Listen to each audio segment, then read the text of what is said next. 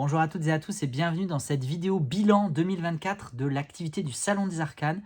Tout d'abord, on est le 3 janvier au moment où je tourne cette vidéo que je vous posterai demain, dès samedi 4 janvier. Donc, officiellement, dans cette vidéo, ça sera ma façon officielle cette année. Je ferai peut-être une newsletter à un moment, on verra. Mais en tout cas, je profite de cette vidéo pour vous souhaiter, bien évidemment, mes meilleurs vœux pour l'année 2025 qui commence. Alors, à quelle sauce serons-nous mangés? Je ne sais pas. Quand on voit certaines vidéos sur YouTube, je suis tombé hier sur une vidéo YouTube d'une personne qui canalisait une troisième guerre mondiale, etc. J'adore quand les gens aiment faire peur comme ça, c'est toujours fabuleux. Voilà, d'ailleurs, je m'étais fait un petit tirage pour voir un petit peu d'où venaient les informations de cette personne. Bon, je suis pas sorti des cartes très positives, voilà, donc je me méfie de tout ça. Moi, je suis convaincu que l'année 2025 se passera bien, en tout cas pour le meilleur, et puis bah, c'est tout ce que je vous souhaite. Bien évidemment, des épreuves dans la vie, il y en a toujours, il y en a toutes les années, on fait avec, hein, voilà. On apprend, on se relève, on grandit, on évolue. Je crois que c'est le principe même de la vie, c'est le principe même de nos incarnations si on a ce type de croyance. Donc j'ai envie de dire, gardons le sourire, gardons la foi, gardons l'espoir et l'espérance, restons le plus positif possible dans les bons comme dans les mauvais moments qui finissent tous par passer à un moment ou à un autre. C'est aussi un autre principe de la vie, c'est que tout finit toujours par passer. Donc voilà, en tout cas, moi je vous souhaite bien évidemment tout le bonheur du monde, la santé, la prospérité, l'amour, la joie, la sérénité aussi, parce que voilà, il en faut parfois aussi un petit peu de recul, de tranquillité d'esprit, de sérénité. C'est important justement pour affronter les quelques tempêtes que nous pourrions être amenés, puisqu'il y en a toujours, c'est ce que je disais. Donc voilà, en tout cas, moi je vous souhaite le meilleur et allons-y pour cette vidéo bilan. Je ne vais pas revenir dans le détail sur les top et flop, sur les produits, sur les ventes. Je l'avais fait dans une vidéo mi-décembre dernier, mi-décembre 2024. J'essaierai de vous remettre le lien en barre de description si jamais ça peut vous intéresser. Et d'ailleurs, je suis allé lire tous les commentaires que j'avais laissés de côté, puisque cette vidéo avait généré énormément de commentaires. Donc, je suis allé les lire, enfin. Il était temps. Je suis allé... Mais en même temps, il était temps que je fasse cette vidéo aussi. Hein. Mais j'ai même pas pris le temps de me raser. Voilà, de me raser, de me coiffer. Vraiment, c'était impératif de la faire maintenant, sinon après ça aurait été un peu trop tard. Donc j'ai relu tous vos commentaires qui m'avaient un petit peu submergé sur le coup parce que donc beaucoup de commentaires, ce qui est assez rare quand même sur les vidéos que je fais, les vidéos du Salon des Arcanes, beaucoup de commentaires et des commentaires très longs.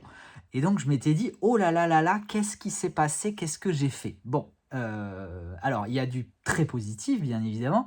Déjà merci beaucoup pour votre fidélité. Vous êtes nombreux et nombreuses dans les commentaires à me dire que vous appréciez de plonger dans les coulisses du Salon des Arcanes, d'aller derrière l'envers du décor, d'aller derrière le rideau. Donc ça, bah, merci beaucoup parce que moi j'adore vous partager ces moments-là, j'adore vous dévoiler justement un petit peu les plus et les moins hein, de l'activité entrepreneuriale qui, encore une fois, je le rappelle, si jamais vous débarquez un petit peu, n'est pas mon activité d'origine, hein, c'est une reconversion qui date d'il y a à peine 2 ans. Je n'ai pas de formation en commerce, je n'ai pas de formation en marketing, je n'ai pas de formation en économie, donc en fait j'apprends énormément moi dans cette activité. Et donc du coup, bah, comme je prends énormément de plaisir à apprendre, je prends aussi énormément de plaisir à vous le repartager.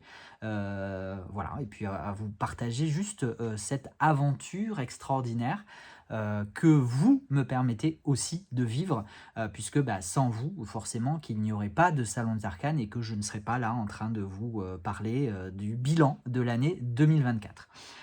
Donc déjà pour ça, merci énormément et merci du soutien, parce qu'il y a eu beaucoup de messages compatissants Donc je n'avais pas réalisé à quel point j'avais pu peut-être paraître un petit peu en détresse, je ne sais pas, dans cette vidéo, un petit peu déçu peut-être aussi de certains flops, mais donc merci beaucoup de votre compassion, de votre soutien, mais bien évidemment que tout va bien. Je tiens à vous rassurer et je tiens surtout à poser un cadre, c'est celui de ma responsabilité, dont je ne dévierai pas, je l'espère en tout cas. C'est une volonté, c'est un vœu pieux, de ne pas dévier de ma responsabilité.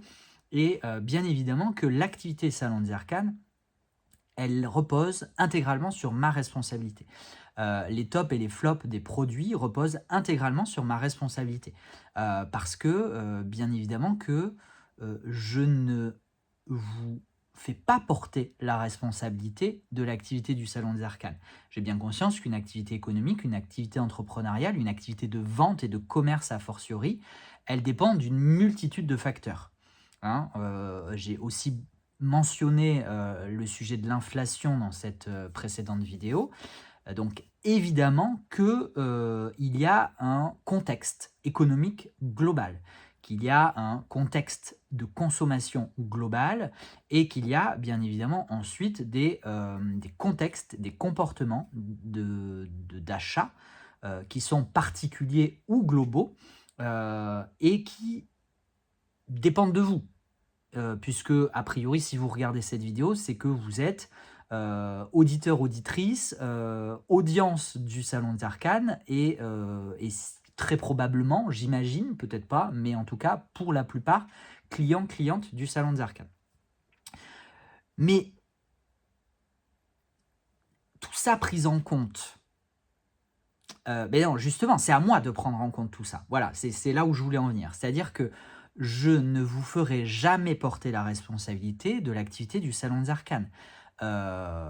Qu'elle soit positive d'ailleurs, ou négative, même si je vous associe bien évidemment toujours dans cette activité et que cette activité, je sais qu'elle peut exister et être pérennisée et se poursuivre grâce à vous, mais n'empêche que les choix d'achat, d'approvisionnement, les choix éventuellement stratégiques, même si je n'aime pas beaucoup ce mot-là parce que je n'ai jamais mis de stratégie, pardon, et j'ai même du mal à le prononcer, de stratégie dans mon activité. Je n'étudie pas de statistiques, etc., etc. Tout ça, c'est ma responsabilité. Et donc, si le Salon des Arcanes se porte bien, c'est ma responsabilité avant tout. Si le Salon des Arcanes se porte mal, c'est ma responsabilité avant tout. Voilà. Et je ne viendrai bien évidemment jamais vous solliciter à l'achat parce que ce n'est pas dans mon référentiel. Alors c'est peut-être ou dans mes valeurs. Alors valeurs, conditionnement, limitation, de toute façon, voilà, chacun se fera sa propre opinion. C'est pas grave. En tout cas, moi, ça ne me viendra jamais à l'idée de venir faire du sensationnalisme, de venir faire du drama, de venir faire de la jérémiade, etc., pour essayer d'impulser ou de générer des ventes. Voilà. Ou de vous demander la charité, ou de vous demander un soutien financier, ou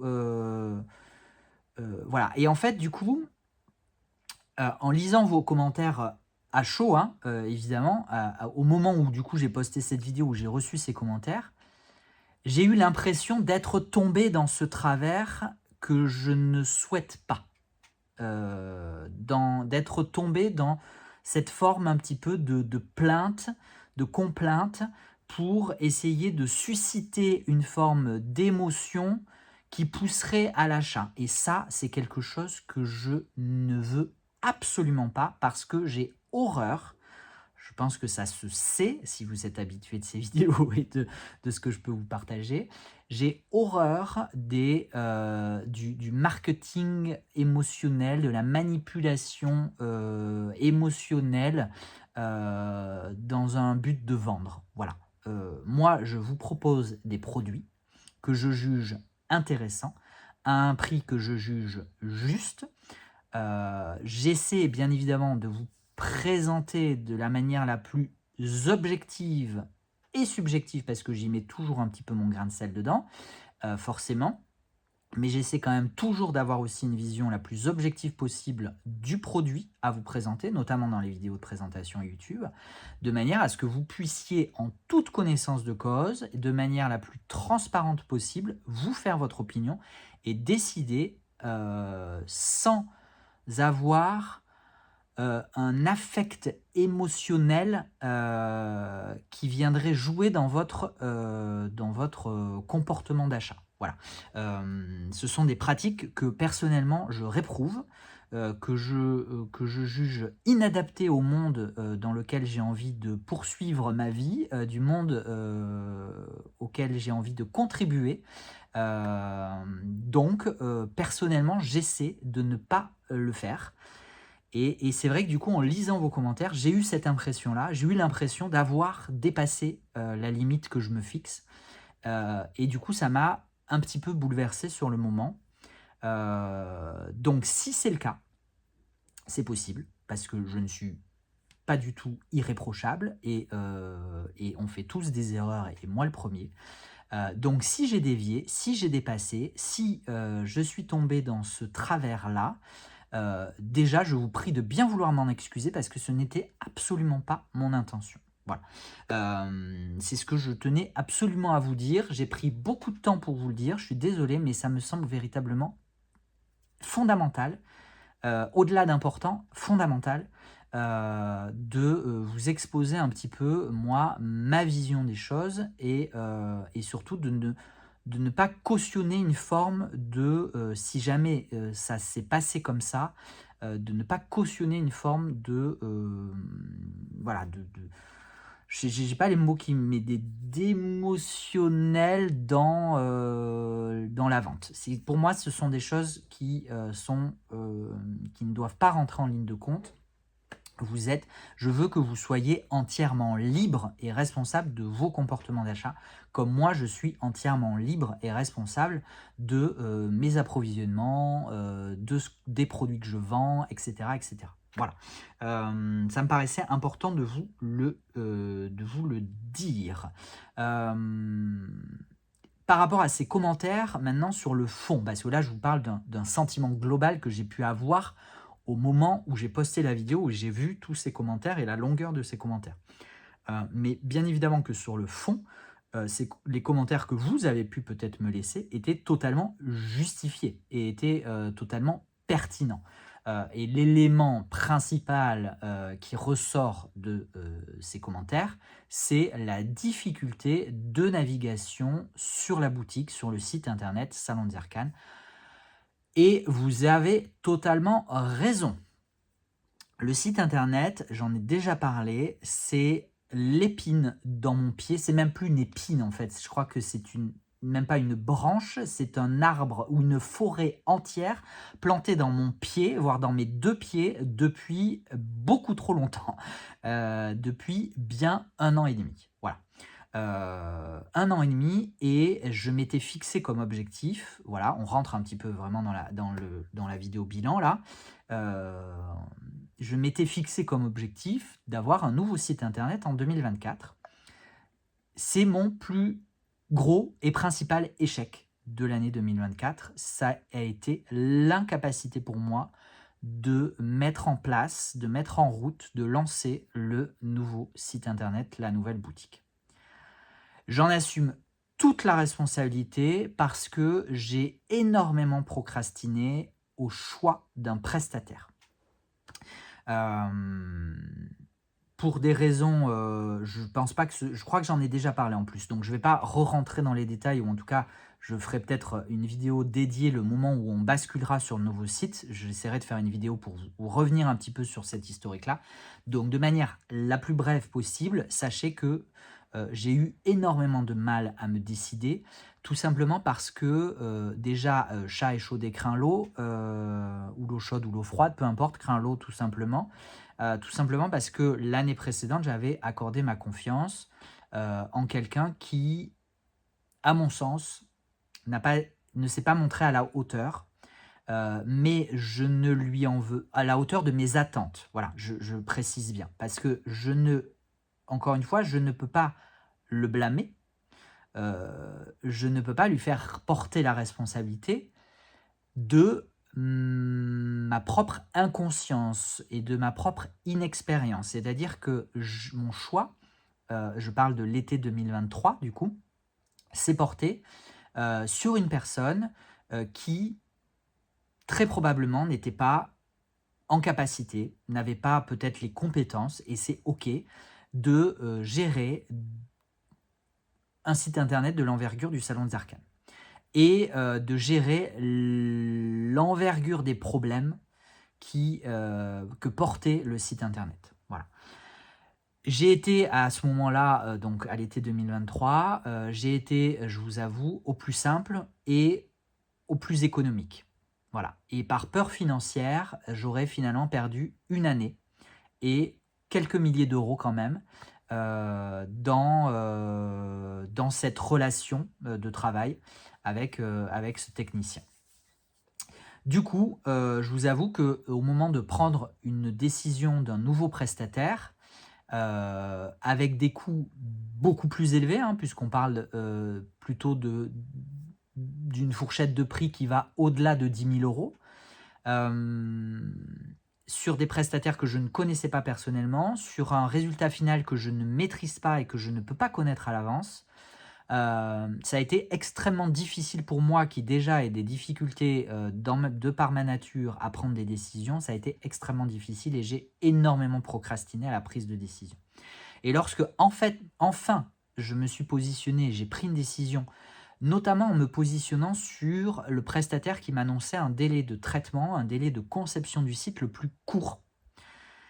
Eh bien, déconvenus supplémentaires, il se trouve que les fichiers sources, les fichiers de la base de données, je vous passe les détails techniques que je ne maîtrise pas, sont pourris, sont vérolés, c'est-à-dire que par exemple pour une fiche produit, il y a 3 ou 4 fichiers dans la base de données, et donc le prestataire, de manière à construire un nouveau site, mais surtout à conserver l'historique de vos commandes, des fiches produits, etc., doit une par une, manuellement, déterminer quel fichier est le bon, quels fichiers ne sont pas bons, essayer de voir pourquoi il y a une telle erreur, de manière à éviter qu'elle ne se reproduise, etc. etc. Donc en fait, ça couplé au fait que moi j'ai des attentes très précises, soyez assurés que effectivement j'ai vu passer un commentaire qui disait je pense que après tout ce temps, Nicolas est très attentif à la qualité du rendu final. Je peux vous confirmer que je serai extrêmement attentif à la qualité du rendu final. Mais voilà, mais tout ça pour vous dire que oui, il y a un énorme problème de site, de navigation, de filtrage, de visibilité, d'affichage, de photos, de chargement, de vitesse. Oui, oui, oui et 1000 fois oui, vous avez absolument raison. Et encore une fois, j'en assume toute la responsabilité, j'en suis vraiment navré. J'espérais pouvoir vous proposer ce site internet en 2024 et je n'en ai pas été en capacité. Aujourd'hui, on m'annonce que le site devrait pouvoir être prêt courant janvier, donc j'aimerais beaucoup vous proposer le nouveau site internet le mois prochain, début février, fin janvier, début février, mais je reste très prudent parce que je veux absolument vérifier que tout correspond à ma demande et à la façon dont moi, dans mon esprit, je voyais les choses.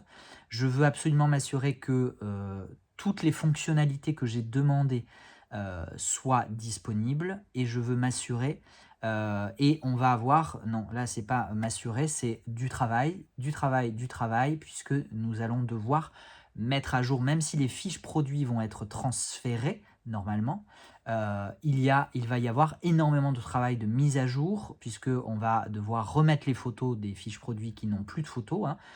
Évidemment, je voulais éviter de faire ce travail 2 fois.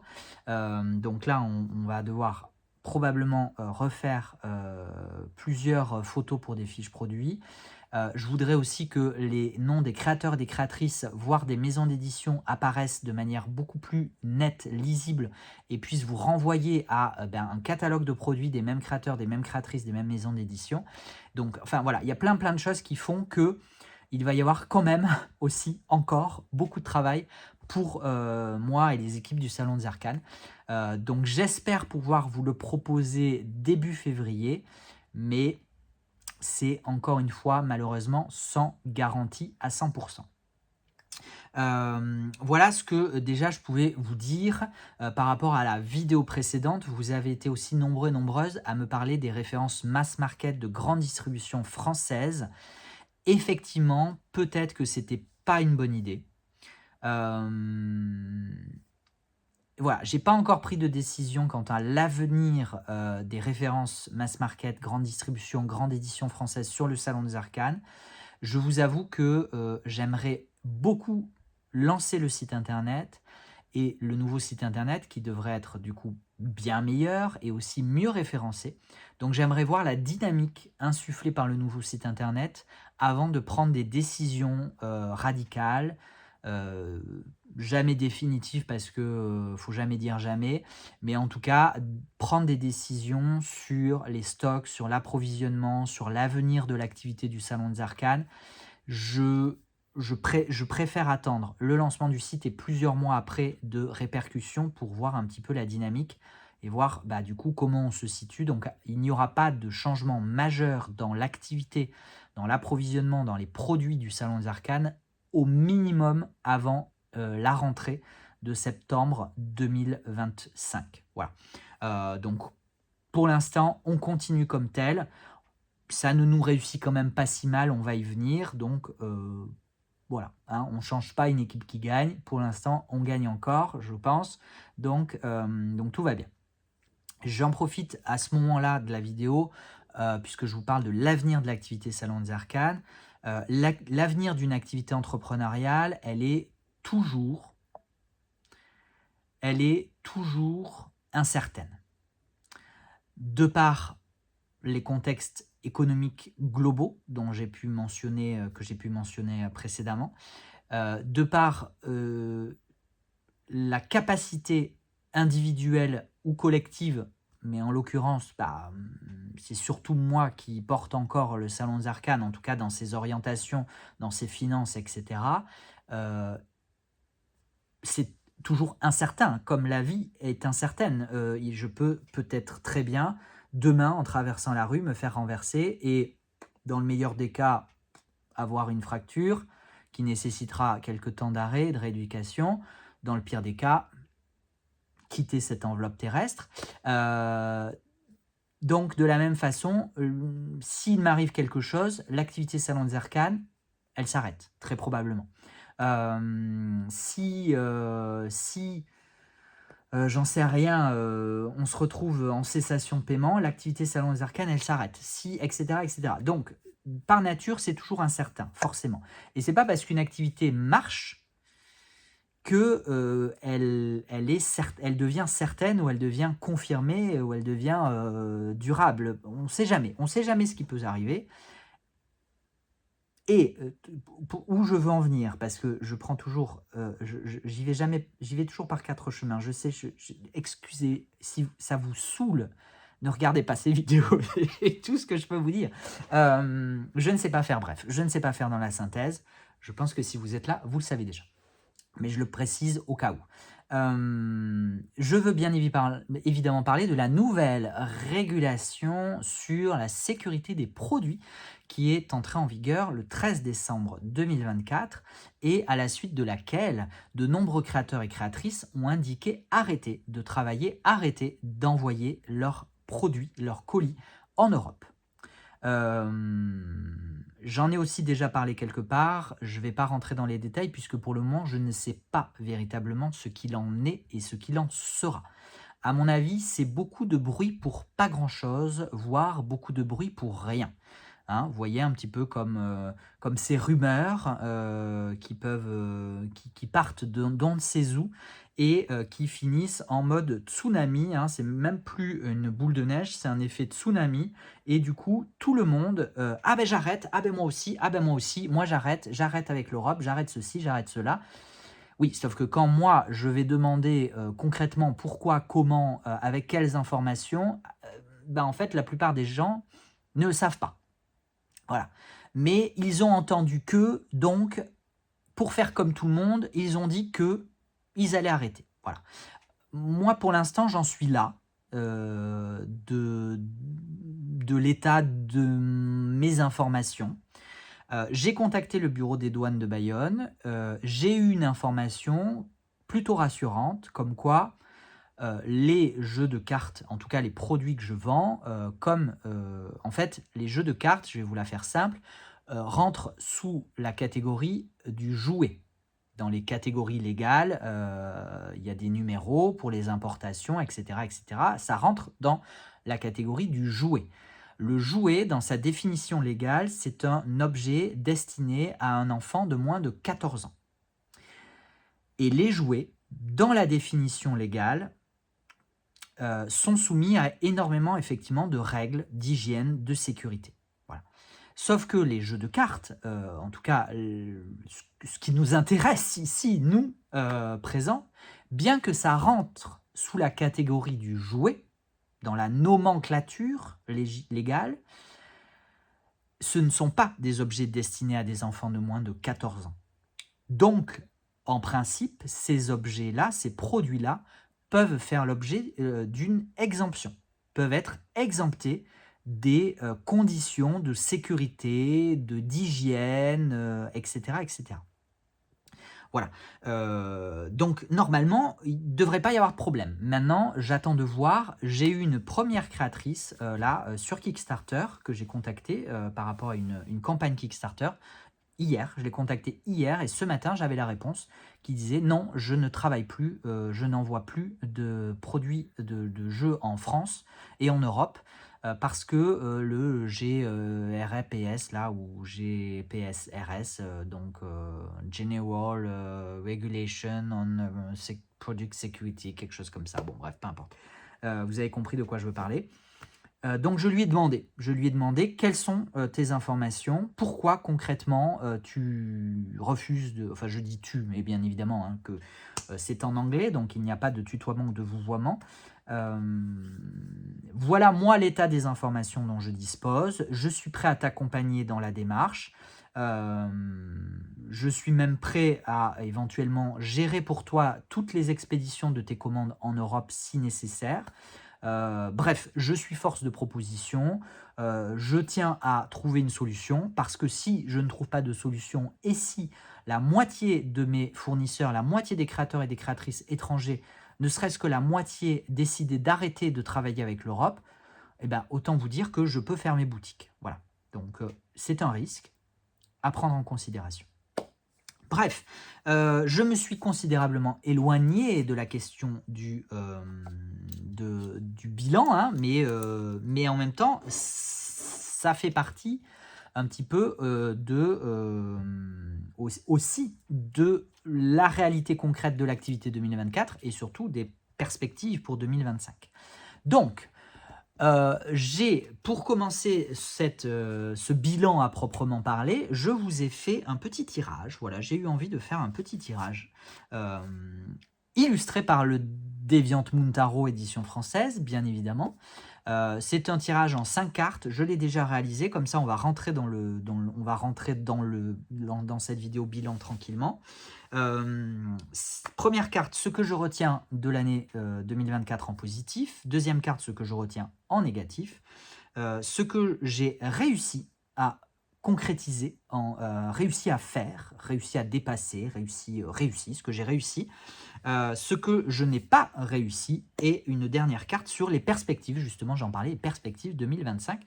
Bien évidemment que ce tirage demeure extrêmement subjectif. Allons-y. Ce que je retiens en positif pour cette année 2024 dans l'activité du Salon des Arcanes, c'est le cavalier de bâton. Et du coup, moi, comment je l'interprète? Je l'interprète de manière assez simple. comme je retiens l'audace dont j'ai pu faire preuve sur l'exploration de nouveaux territoires qui m'étaient inconnus, hem et sur la concrétisation. Voilà, je suis allé de manière déterminée, de manière courageuse vers des objectifs, vers des projets qui me tenaient à cœur, et j'y suis allé en dépit de tout. Je parle bien évidemment du projet d'édition, Salon des Arcanes, avec, le Deviant Moon, comme premier jeu édité par le Salon des Arcanes en français. Hem, voilà, j'y suis allé, envers et contre tout, et j'en suis ravi. Voilà, donc ça, c'est ce que je retiens de positif. Je pourrais bien évidemment parler d'autres choses, hein. Je pourrais parler tout simplement du développement de l'activité, je pourrais parler, du podcast aussi et de son renouvellement, et cetera, et cetera. Ce que je retiens, cette fois en plutôt négatif ou en nuancé, et c'est rigolo parce que, c'est le page, alors attendez, j'essaie de pas trop abîmer, défoncer mes cartes. C'est le page de bâton, et c'est ce que je vous disais, c'est que, ce que je retiens de négatif, c'est la fragilité. C'est l'incertitude, c'est l'amateurisme, c'est une certaine forme encore toujours d'amateurisme dans mon activité, dans l'activité du Salon des Arcanes. Hem, Parce que, je vous le disais, quand j'entreprends quelque chose, et depuis le départ, depuis le lancement de cette boutique, c'est: j'ai envie de faire quelque chose, je le fais. Sauf que, je le fais parfois, en dépit ou en méconnaissance de certaines règles ou de certains principes, ou ne serait-ce que d'une stratégie, d'un business plan, d'une, réflexion intellectuelle, voilà, et cetera. Mais je me lance, voilà, je me lance, mais du coup, c'est vrai que c'est parfois un petit peu périlleux. On voit ce page de bâton, chaussé sur des échasses, hein, de se servir des 2 bâtons comme d'échasses sur un lac gelé. Bon, il faudrait peut-être pas grand-chose pour que, la croûte de glace se fende et que notre page de bâton finisse, dans l'eau glaciale. Voilà, il y a clairement des choses à dans mon activité, dans l'activité Salon des Arcanes, il y a des choses à cadrer, il y a des considérations légales qu'il faut que j'éclaircisse et que surtout que je sécurise. Il y a aussi des considérations financières qui doivent être revues, corrigées, sécurisées. Voilà. Donc, le négatif, c'est un petit peu le côté d'amateur, le côté un petit peu.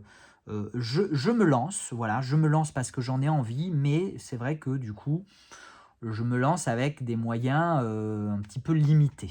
Voilà. Ce que j'ai réussi à faire, c'est une autre carte de bâton, c'est le 7 de bâton.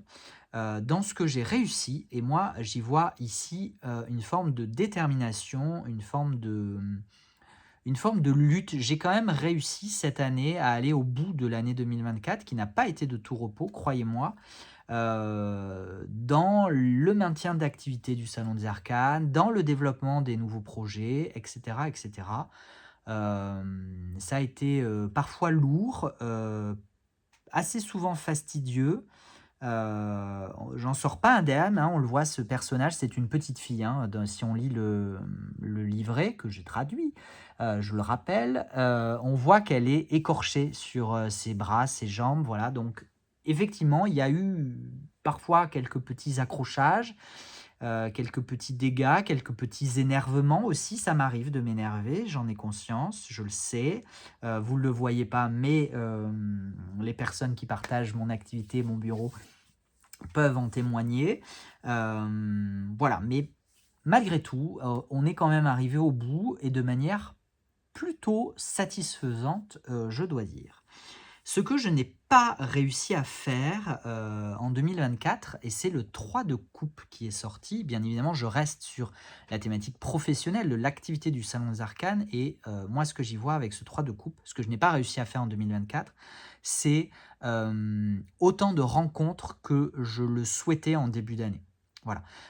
Si vous revenez dans les archives sur fin 2023, début 2024, j'avais pour ambition, pour objectif, pour envie de multiplier les rencontres en 2024 et force est de constater que ce n'est pas un objectif véritablement accompli, véritablement rempli. Alors, des rencontres, il y en a eu. Il y a eu le festival Étrange Tarot à Bayeux, auquel j'ai adoré participer. Il y a eu la rencontre à Paris. J'avais organisé un goûter à Paris. Il y a eu une rencontre à Bordeaux, je crois que c'était en début d'année, c'était peut-être en janvier 2024, la rencontre à Bordeaux. Il y a eu une rencontre à Toulouse, un petit peu précipitée, un petit peu last minute et en plein après-midi, j'en ai conscience, donc pas idéal pour la plupart d'entre vous. Voilà, mais en dehors de ça, il n'y a pas eu véritablement de grandes rencontres, il n'y a pas eu de grands festivals, puisque je n'ai pas participé au festival Étrange Tarot en 2024. Excusez-moi, vous voyez, à chaque fois, ma langue elle fourche, au Tarot Festival dans le Gers de Fabienne Larnicole en 2024. Je n'ai pas organisé de grands événements non plus, etc. etc. Voilà ce que je n'ai pas réussi à faire. Si je fais le lien avec le site internet, je n'ai pas non plus réussi à faire, à rendre l'activité, le site attractif, à rendre la chose facile, agréable pour vous. Voilà. Et du coup, la perspective, la projection pour 2025, c'est un 6 de coupe qui sort. Et donc, dans ce 6 de coupe, moi, j'y vois... alors, on est sur une représentation d'un cirque ambulant. En tout cas, moi, c'est comme ça que je ne sais plus s'il est ambulant ou pas, mais en tout cas, moi, je le vois un petit peu comme ça, comme une roulotte de spectacle. Et donc, j'y vois la perspective d'aller un peu plus à votre rencontre en 2025. J'y vois la perspective de peut-être participer à plus de salons et de festivals. Ce qui ne me tentait pas au début me tente aujourd'hui beaucoup plus. Vous voyez, comme quoi je sais bien ce que je disais, il ne faut jamais dire jamais. Et la vérité d'un jour ne sera peut-être pas la vérité de demain. En l'occurrence, moi, aujourd'hui, depuis cette fin d'année-là, et notamment depuis la sortie du Deviant Moon, j'ai envie de faire des salons, j'ai envie de faire des festivals, j'ai envie d'aller à votre rencontre, j'ai envie de rencontrer d'autres personnes aussi, d'aller au-delà de la rencontre client. Clientèle, audience. J'ai envie d'aller rencontrer de nouvelles personnes pour leur parler de l'activité du Salon des Arcanes, pour leur faire découvrir le Salon des Arcanes, pour leur faire découvrir le Deviant Moon et les autres jeux qui pourraient être édités par le Salon des Arcanes prochainement, etc. etc. Voilà ce que j'y vois. Dans une autre grille de lecture, je peux y voir aussi le retour au projet d'origine, le retour aux rêves d'enfance, alors d'enfance peut-être pas, mais en tout cas aux rêves initial, originel derrière le Salon des Arcanes, à savoir la création d'un salon de thé boutique. L'envie se fait de plus en plus pressante. Alors, peut-être pas pressante encore, mais en tout cas présente. Voilà, au-delà de pressante, présente. Pour des raisons personnelles, pour des raisons essentiellement personnelles, parce que je ne vous cache pas que professionnellement, ouvrir une boutique physique n'est peut-être pas la meilleure décision stratégique et financière qu'on puisse prendre. Voilà, dans le contexte économique actuel. Bref, voilà pour le petit tirage mise en bouche de ce bilan. Je vais profiter de la transition pour boire une gorgée d'eau.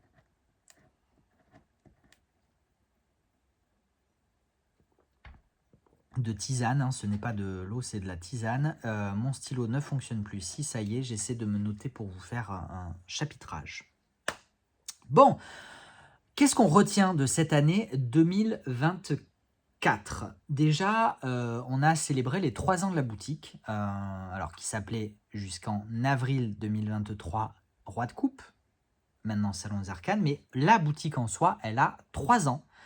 Et donc, 3 ans, c'est quand même pas rien. 3 ans d'une activité professionnelle, 3 ans d'une relation, parce qu'on peut presque parler de relation, c'est un cap. C'est un cap qui a été passé et qui a été plutôt bien passé, plutôt bien franchi. Donc ça, déjà, c'est extrêmement réjouissant. Je tenais à le rappeler dans cette vidéo bilan, ça me paraissait très important. Maintenant, je me suis fait des petites notes. Je voulais déjà parler en termes de ressources humaines, puisque l'activité du Salon des Arcanes aujourd'hui, elle repose sur une équipe. Elle repose sur une équipe de 4 personnes. Alors, il y a moi, bien évidemment, que vous connaissez, donc je ne vais pas me représenter. Il y a Cindy, dont j'ai souvent parlé, puisque Cindy a rejoint le Salon des Arcanes en août 2023. Donc Cindy a fêté ses 1 an d'activité au sein du Salon des Arcanes. Cindy qui continue tous les matins de la semaine de vous préparer vos commandes et de suivre leur bon acheminement. Voilà.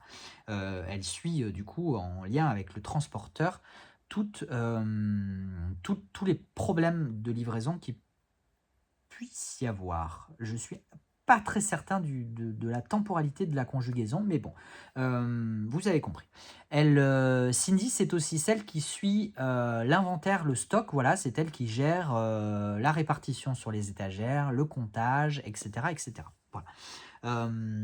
Ensuite, en janvier 2024, j'ai recruté officiellement ma mère, Caroline, sur la partie comptabilité. Voilà, donc c'est un contrat de 5 heures semaine, hein, donc c'est très réduit, bien évidemment, hein, parce qu'on n'a pas non plus une activité comptable démesurée.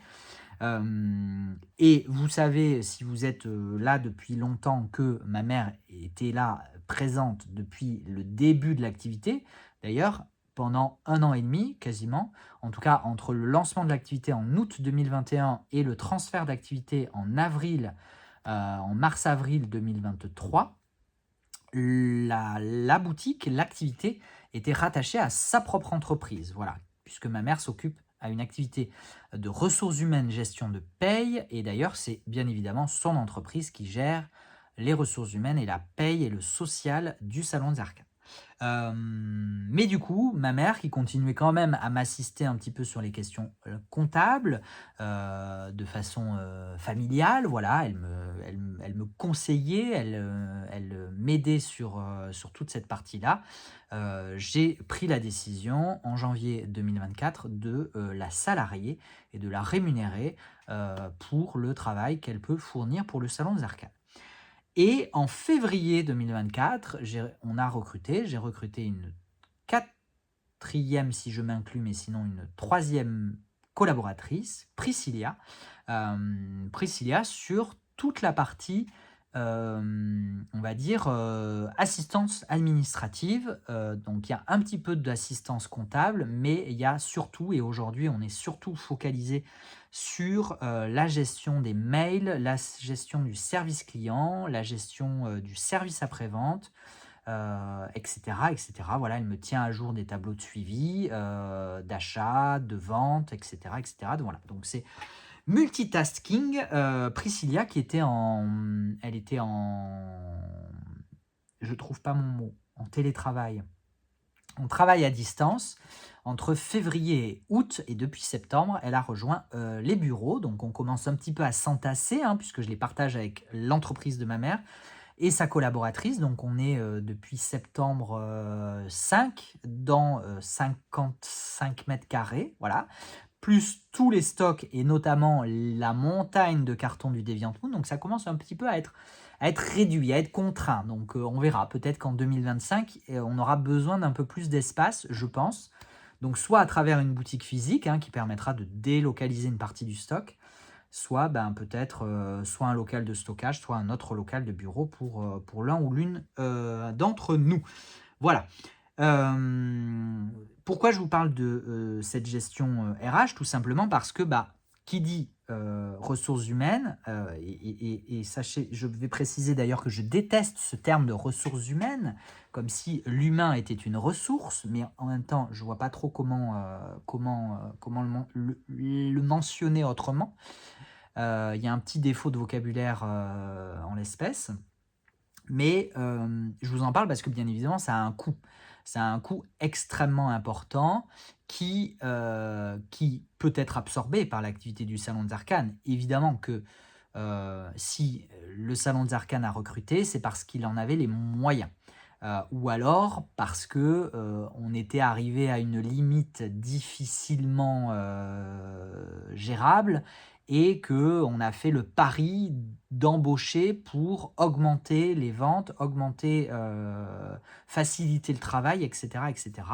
Voilà. Donc, je vous en parlerai notamment au moment où je vous parlerai de la comptabilité, mais évidemment, le Salon des Arcanes a fait un très beau chiffre d'affaires en 2024, j'en suis ravi, un chiffre d'affaires assez symbolique, mais bien évidemment que derrière, il y a énormément et de plus en plus de coûts au fur et à mesure des mois et des années.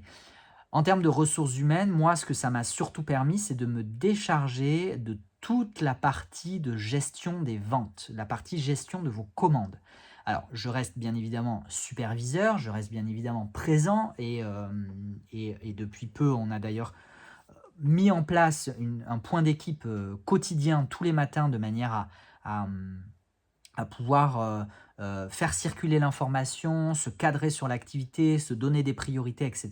Donc ça fonctionne plutôt bien pour l'instant, donc je pense qu'on va continuer comme ça. Donc évidemment que je garde un œil sur les ventes, je garde un œil sur vos commandes, je garde un œil sur vos acheminements, vos livraisons, sur vos demandes, sur les éventuels problèmes que vous pouvez rencontrer, mais dans le quotidien, ce sont Cindy et Priscilla qui gèrent intégralement le sujet. Voilà. Sauf quand elles sont absentes ou quand il y a une question ou une décision à prendre, bien évidemment que là, je reste présent. Mais sinon, toute la partie gestion de vos commandes et du service après-vente, maintenant, c'est Cindy et Priscilla qui s'en occupent intégralement. C'est pour ça que moi, je n'accepte plus, ça m'arrive encore de temps en temps, mais non, je n'accepte plus de gérer vos commandes via Instagram notamment. Je sais que parfois, je continue encore d'être sollicité de temps en temps par quelqu'un pour rajouter quelque chose, pour modifier une commande, pour mettre en stand-by une commande, etc., etc. Ça, ce sont des choses que je ne gère plus, que je ne peux plus gérer, tout simplement parce que je préfère laisser Priscilla et Cindy en autonomie au maximum possible, parce que si j'interfère, déjà c'est une source d'erreur, déjà je marche sur leurs pieds, ce qui n'est jamais agréable. Ensuite, c'est une source accrue d'erreurs. Et en plus, moi, très personnellement, je vous avoue que je n'ai plus forcément ni le temps ni l'énergie à consacrer à cette gestion-là, si je veux pouvoir me consacrer au podcast, à l'édition, aux approvisionnements, qui sont toujours de plus en plus importants. Voilà. D'ailleurs, en parlant, je vais terminer la question des ressources humaines en ouvrant du coup un petit peu sur les perspectives 2025. Je pense que la nécessité aujourd'hui pour moi, c'est de trouver quelqu'un qui pourrait m'assister sur toute la partie communication, puisque j'adore enregistrer des épisodes de podcast, j'adore vous proposer des vidéos, enfin, voilà, j'aime communiquer, vraiment. Je pars de loin et le moi d'il y a 3 ans me regarderait avec les yeux comme ça. Mais il se trouve que oui, j'aime communiquer, mais ça me saoule, voilà, disons-le, ça me saoule, mais ça me saoule tout le truc qu'il y a à faire à côté pour pouvoir vous proposer des choses. Rien que trouver des titres, faire des miniatures, rédiger des descriptifs, c'est d'une chronophagie. Non, je ne pense pas que ça existe. C'est chronophage, c'est extrêmement chronophage. C'est épuisant pour moi parce qu'en fait, ça ne m'intéresse pas. Ça ne m'intéresse pas et je n'ai pas envie d'en faire mon métier. Il y a des gens que ça passionne, il y a des gens qui sont très bons là-dedans. Moi, très concrètement, vous pondre un descriptif pour les épisodes de podcast, ça me fatigue. Ça me fatigue. Voilà. Donc ça, prendre les vidéos, faire des shorts, faire des courtes vidéos, format vertical pour entretenir le truc, machin, nana, je sais pas, ça me fatigue, je perds du temps, je ne veux pas le faire. Les publications Insta, j'aimerais bien vous présenter les jeux aussi sur Instagram, revenir à des présentations de jeux sur Instagram, vous faire, enfin voilà, faire autre chose que juste une vignette podcast. Et donc là, maintenant, pour l'instant, j'arrive encore à vous faire une vignette tirage. Mais bon, j'ai bien conscience que visuellement, c'est pas non plus GG, c'est pas formidable. Et ça prend un temps de folie. Donc, j'aimerais bien déléguer tout ça en 2025. J'aimerais bien trouver quelqu'un qui puisse gérer toute cette partie-là, toute la partie technique de la communication, pour pouvoir vous proposer des contenus de meilleure qualité, qui soient plus visibles aussi, mieux référencés, etc. etc. Et puis surtout parce que vous le savez, je pense, cette partie-là, visibilité, etc., je m'en contrefiche un petit peu. C'est surtout parce que ça me fatigue énormément de faire tout ça, je n'y prends aucun plaisir et donc tant qu'à faire, autant essayer de donner du travail à quelqu'un et de pouvoir me décharger de cette partie qui ne me plaît et qui ne me convient pas. Voilà, donc maintenant, comment ça se présentera? Stagiaire, apprenti, prestataire, salarié, je ne sais pas. Voilà, je ne sais pas. Il y a des considérations financières à prendre en compte, bien évidemment, qui sont très souvent bloquants, hein. On continue malheureusement le nerf de la guerre, hein, comme on dit, l'argent c'est le nerf de la guerre, donc voilà. Mais c'est des possibles investissements, c'est des investir. J'ai bien conscience qu'investir sur la communication, comme investir sur le site internet, c'est une façon aussi de peut-être accroître la visibilité du Salon des Arcanes et donc accroître la clientèle et donc accroître les ventes et donc accroître les revenus de manière à pouvoir financer ces investissements, de pouvoir financer ces embauches, etc. etc.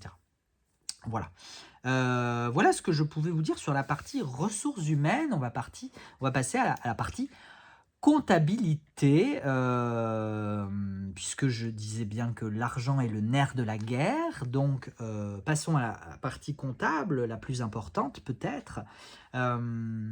C'est que le Salon des Arcanes en 2024, donc sur les 12 mois de 2024, et d'ailleurs je fais une petite aparté comptabilité, c'est que moi, mon exercice comptable, donc c'est en fait la temporalité comptable, elle n'est pas de janvier à décembre, elle est de juillet à juin. Voilà, juillet-juin, c'est comme ça.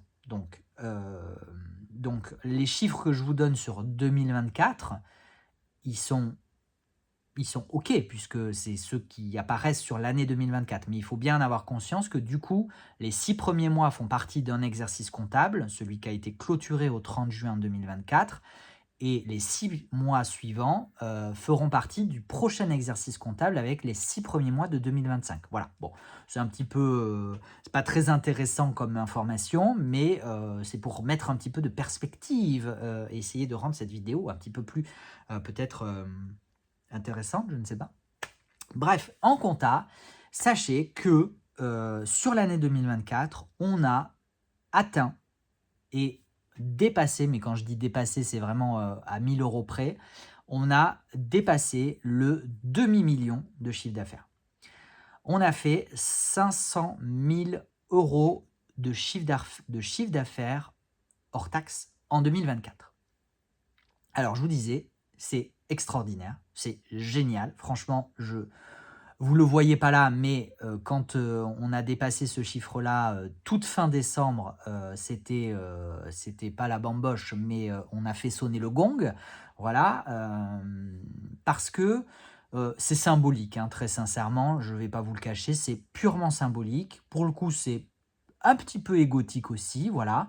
Mais en même temps, j'ai envie de vous dire, on ne va pas bouder son plaisir parce que on ne l'a pas volé non plus, hein. Je pense que la charge de travail accomplie au cours de l'année 2024 justifie très largement ce chiffre-là dont je me réjouis et que je vous partage aujourd'hui.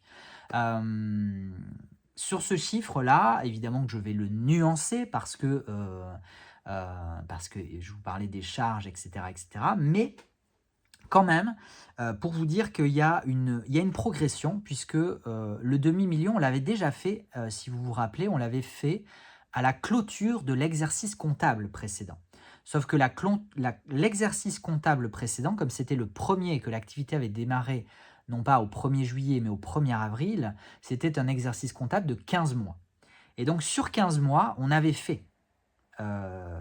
dépassé la barre du demi-million. Là, on est sur 12 mois, donc il y a un accroissement, il y a une augmentation, il y a une croissance, et donc ça, c'est chouette parce que ça permet de soutenir l'embauche, les embauches, hein, notamment l'embauche de Priscilla, ça permet de soutenir les investissements sur le nouveau site internet, etc. etc. Voilà, donc ça, c'est top. Maintenant, je vais nuancer un petit peu parce que, évidemment, que 500 000 euros de chiffre d'affaires, ce ne sont pas 500 000 euros qui rentrent dans ma poche. Hein. J'espère que ça, c'est clair et que vous l'aurez bien compris. Déjà parce qu'il y a des charges incompressibles. Il y a un loyer à payer, il y a les charges d'électricité, d'internet, les assurances, les logiciels de travail, l'informaticien quand il y a un problème, du matériel informatique, les abonnements internet, je parle aussi du site internet, etc. etc. Et il y a bien évidemment la charge principale mensuelle, ce sont les salaires. Voilà. Ce sont les salaires qui représentent une part très importante et non négligeable, bien évidemment, des coûts imputés au Salon des Arcanes. Et pour vous donner un ordre d'idée, par rapport à la marge possible, c'est-à-dire que sur un mois d'activité, entre la gestion du stock, hein, c'est-à-dire l'achat de stock, le financement de stock et le financement de toutes ces charges qui représentent à peu près, ça doit représenter à peu près 12 000 euros par mois. C'est à ça que je l'ai chiffré. Alors, je n'ai pas le chiffre exact, ce sont mes chiffres, on va dire, prévisionnels, très globaux. Moi, je me base sur un minimum de 12 000 euros de charges. Pour pouvoir payer ces 12 000 euros de charges, il faut que nous fassions au minimum 30 000 euros de chiffre d'affaires. Voilà. Et donc, autant vous dire qu'en novembre, on ne les a pas fait, hein, les 30 000 euros de chiffre d'affaires. Heureusement, on les a fait sur les 11 autres mois. Donc, ça permet du coup de payer toutes ces charges, voire d'avoir possiblement à la fin un petit reliquat qui pourra servir sur des investissements, etc. etc. Ça, c'est la première chose. Ensuite, quand je vous dis, du coup, pourquoi entre 30 000 et 12 000, il y a quand même un gap. Bon, il y a évidemment l'achat de stock, hein, ça vous l'aurez compris, puisque le stock, il a quand même énormément progressé en 2024. On a dépassé les 1000 fiches produits sur la boutique. Alors, les 1000 ne sont pas en ligne, mais je veux dire, depuis la création de la boutique, il y a eu jusqu'à plus de 1000 produits en ligne. Donc ça, c'est énorme. Et là, on vient de clôturer au 31 décembre un inventaire, hein, puisqu'on s'est fait un inventaire pour avoir une situation à la fin de l'année et à la moitié du coût de l'exercice comptable. On a un stock avec l'édition du DeviantMoon Tarot qui dépasse ou qui atteint tout juste, je crois qu'il atteint tout juste, on est à 129 000, voilà, 129 130 000 euros de stock. Et donc ce stock-là, bien évidemment qu'il faut le payer, et ce qui est en stock n'est pas en trésorerie, et donc forcément qu'il faut faire rentrer de la trésorerie pour pouvoir payer les charges qui, elles, tombent tous les mois, etc. etc. Quelles sont les autres grosses charges supportées par le Salon des Arcanes? Il y a les charges de livraison. C'est un sujet, je sais, extrêmement touchy, les frais de port, les livraisons, et je vous ferai une vidéo en coulisses dédiée sur le sujet parce que ça me paraît important de remettre l'église au centre du village, comme on dit. Vous le savez, moi j'ai toujours fait le choix de faire payer ce qui me semble à moi le prix juste, et y compris dans les frais de port, parce que les frais de port, il y a les coûts de livraison, il y a les coûts d'emballage. Je mentionne pas bien évidemment le coût de manutention, hein, le coût de travail qui est absorbé par la vente des articles, mais voilà. J'ai calculé sur 2024, sur 2024, 4, donc sur les 12 mois, ce qu'on vous a facturé à vous, en termes donc de recettes de livraison, de frais de port, il y en a pour un peu moins de 38 000 € hors taxe. Donc sur les 500 000 que je vous ai mentionnés, déjà il y a 38 000 € de frais de livraison. Et ces 38 000 € ne suffisent pas à couvrir l'intégralité du coût de livraison qui se chiffre à plus de 42 000 €. J'inclus les frais de livraison, j'inclus donc des transporteurs, hein, j'inclus les coûts d'emballage et j'inclus aussi, même si ce sont des cadeaux, il se trouve que moi je les paye quand même, les petits sachets de thé qu'on vous met dans les colis. Parfois j'ai fait aussi des petits marque-pages de temps en temps, il y a les marque-pages pour le Deviant Moon. À Noël, dans 3-4 colis, on a mis des petites bougies ou des petits chocolats, etc. etc. Donc ça c'est un coût.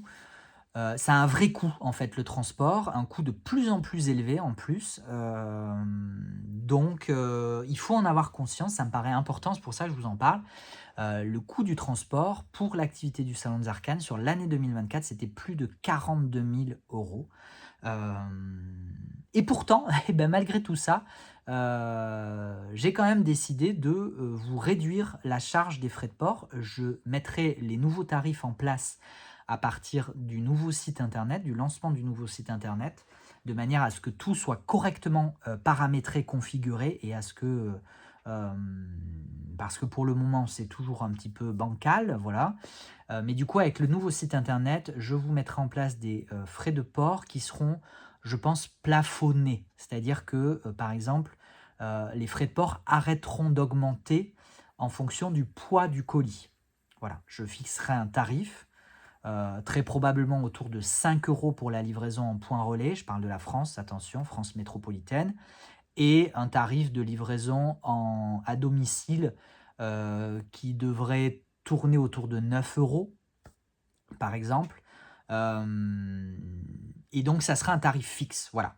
Comme ça, il y aura un peu plus de transparence et de lisibilité, et aussi d'attractivité, hein, c'est le but, d'attractivité sur la question des frais de port. Donc vous allez me dire, mais oui, mais du coup, et qui va payer? Qui va payer, c'est le Salon des Arcanes. Celui qui va payer, ça va être les bénéfices éventuels qu'on pourra générer sur les ventes, qui viendront compenser cette perte financière sur la facturation des frais de port. Voilà. C'est un pari, hein, je ne garantis pas qu'il soit gagnant. On verra bien à la fin de l'année 2025 ce qu'il en sera, et s'il faut réaugmenter, on réaugmentera, sachant que, encore une fois, les tarifs de livraison des transporteurs, hein, donc on parle de quels que soient les transporteurs, hein, même Mondial Relais en 2024 a augmenté ses tarifs. Donc c'est pour vous dire que c'est pas la tendance, mais envers et contre tout, moi j'ai décidé de vous les diminuer et de vous les plafonner. Voilà, donc j'espère que ça vous fera plaisir, parce que évidemment que je le fais aussi et en grande partie pour vous. Et c'est une forme de remerciement et une forme de fidélisation. Je ne sais pas trop si ça se dit, mais bon, voilà. C'est une forme, en tout cas, pour moi, de vous remercier de continuer à soutenir le Salon des Arcanes et évidemment de rendre le Salon des Arcanes, de continuer à rendre le Salon des Arcanes attractif. Voilà, évidemment. L'autre gros, il y a un autre gros point de facturation, ce sont les frais de paiement, hein, vous le savez, les frais pris par PayPal notamment, hein, puisque depuis la fin d'année 2024, j'ai rebasculé à nouveau les paiements par carte bleue sur PayPal. Alors, vous allez me dire pourquoi, étant donné le peu d'admiration, d'engouement, le peu d'engouement que je porte, le peu d'amour même que je porte à PayPal. Alors, je vous rassure, je continue à détester PayPal. Voilà, rassurez-vous. Si vous étiez inquiet, que vous disiez « Oh, mais Nicolas s'est mis à aimer PayPal et à soutenir PayPal », alors non, je continue à détester PayPal et détester leurs frais exorbitants. Mais il n'empêche que PayPal est venu me voir, voilà, ils sont venus toquer à ma porte en me disant: «Oui, on voudrait peut-être vous proposer quelque chose», voilà. Et donc du coup, ils m'ont proposé un tarif plus avantageux que, la solution alternative qui était Stripe ou Strip, hein, prononcez-le comme vous voudrez, sur les paiements par carte bleue. Voilà, donc ça, c'est la première chose, c'est un tarif plus avantageux sur les paiements par carte bleue proposés par PayPal. Le deuxième avantage, c'est que du coup, comme j'avais de toute façon des paiements PayPal, bah là, en fait, c'est réuni dans une même cagnotte. Même cagnotte, donc comptablement, ça va plus vite, alors qu'avant, comptablement, on distinguait les paiements PayPal, les paiements par carte bleue, les paiements par... excusez-moi, ma gorge commence à être un peu irritée, ça fait 1 heure que je parle. Les paiements, les virements bancaires, bon ben là du coup on garde les virements bancaires bien évidemment parce qu'il n'y a pas de frais pour nous, donc ça c'est top. Mais du coup les paiements par carte bleue et les paiements PayPal sont réunis chez PayPal. Donc ça comptablement ça nous simplifie un petit peu le travail. Et troisième, c'est pour ça que j'ai pris cette décision, c'est parce qu'il y a quand même 3 avantages. Le troisième avantage c'est que les fonds PayPal, donc les ventes, sont reversées sur le compte bancaire du Salon des Arcanes le lendemain. C'est-à-dire que toutes les ventes du lundi sont reversées sur le compte le mardi, etc. etc. alors qu'avec Strip ou Stripe, il fallait attendre plus 7 jours. Et donc en termes de trésorerie, en termes de liquidité, c'était toujours plus contraignant. Voilà. Voilà pourquoi j'ai fait l'âme en peine.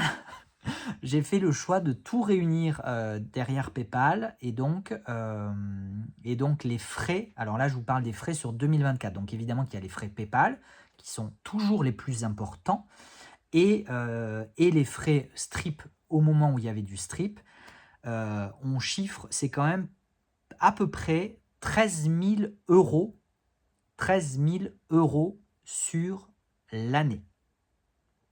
Donc en fait c'est plus d'1 mois de charges fixes. En fait, les frais de paiement qui sont prélevés par PayPal, Strip, etc., auraient pu me permettre de couvrir 1 mois de charges, loyer, salaire, etc.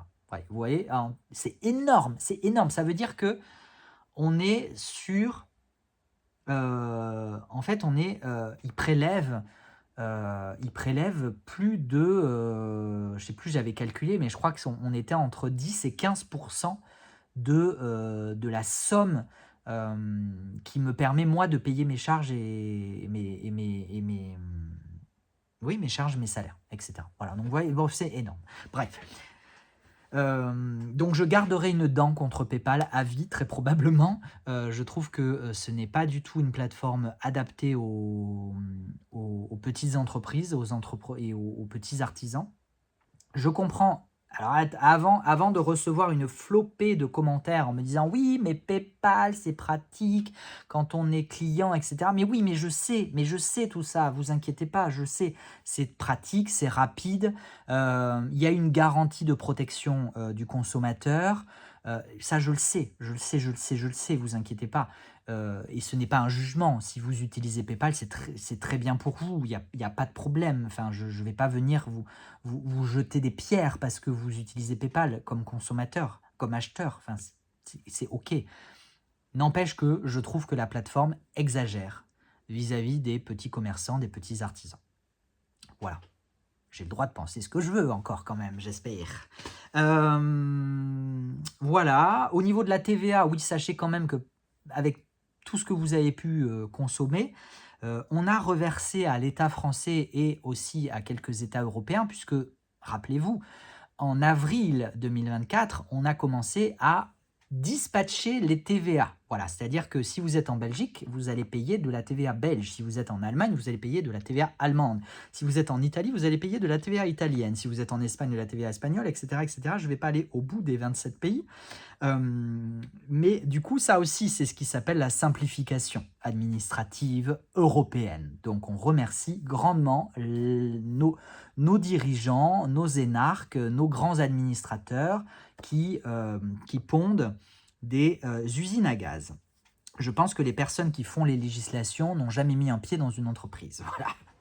mais ça, on le savait déjà, je crois, hein.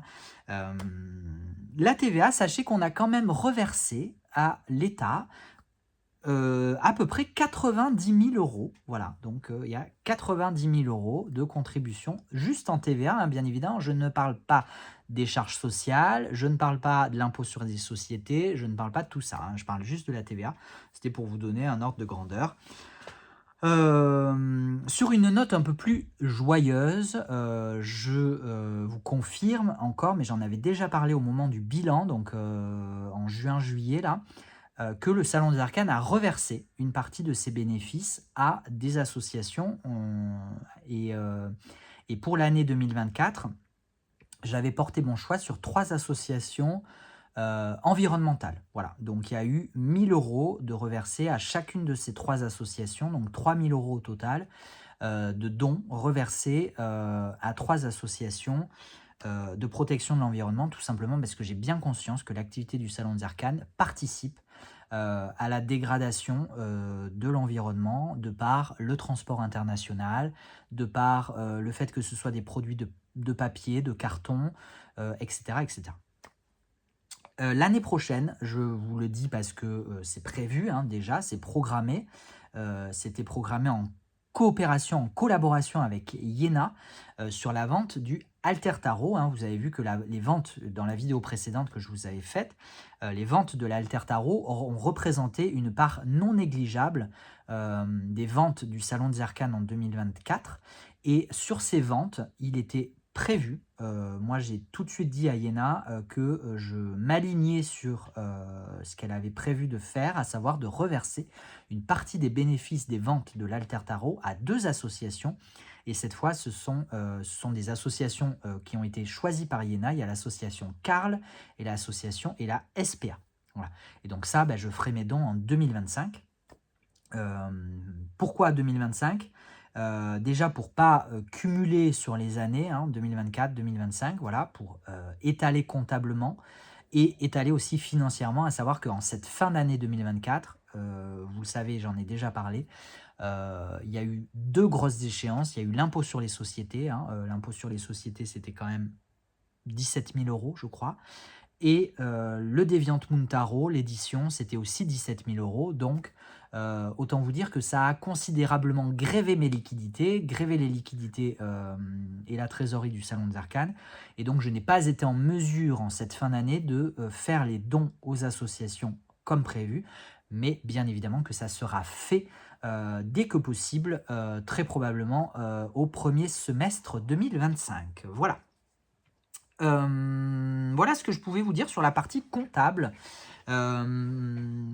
Qu'est-ce que je m'étais noté d'autre? Je m'étais noté les fiches produits, mais ça, on en a parlé. L'adhésion des grandes éditions françaises, on en a un petit peu parlé. Je ne vais pas revenir sur la question, sur le sujet, puisque je vous dis, on verra avec le nouveau site internet un petit peu comment ça se passe, quelles sont les dynamiques. Peut-être que j'arrêterai de vendre de la grande édition française pour rester sur de la grande édition internationale, notamment US Games, et les jeux indépendants et auto-édités. Pour l'instant, je ne le sais pas, donc je ne vous le dis pas. Par contre, sachez que si un jour s'ouvre comme prévu un salon de thé boutique, j'ai bien conscience qu'en physique, la boutique devra être porteuse de produits de grande édition française, tout simplement parce que en local, les jeux anglophones ne trouveront pas complètement preneur, et les jeux indépendants et auto-édités à 60-70 €, ça m'étonnerait que au Pays Basque par exemple, sauf à Paris éventuellement, mais sinon partout ailleurs en France, je ne suis pas sûr que ça suffise à faire vivre une boutique physique.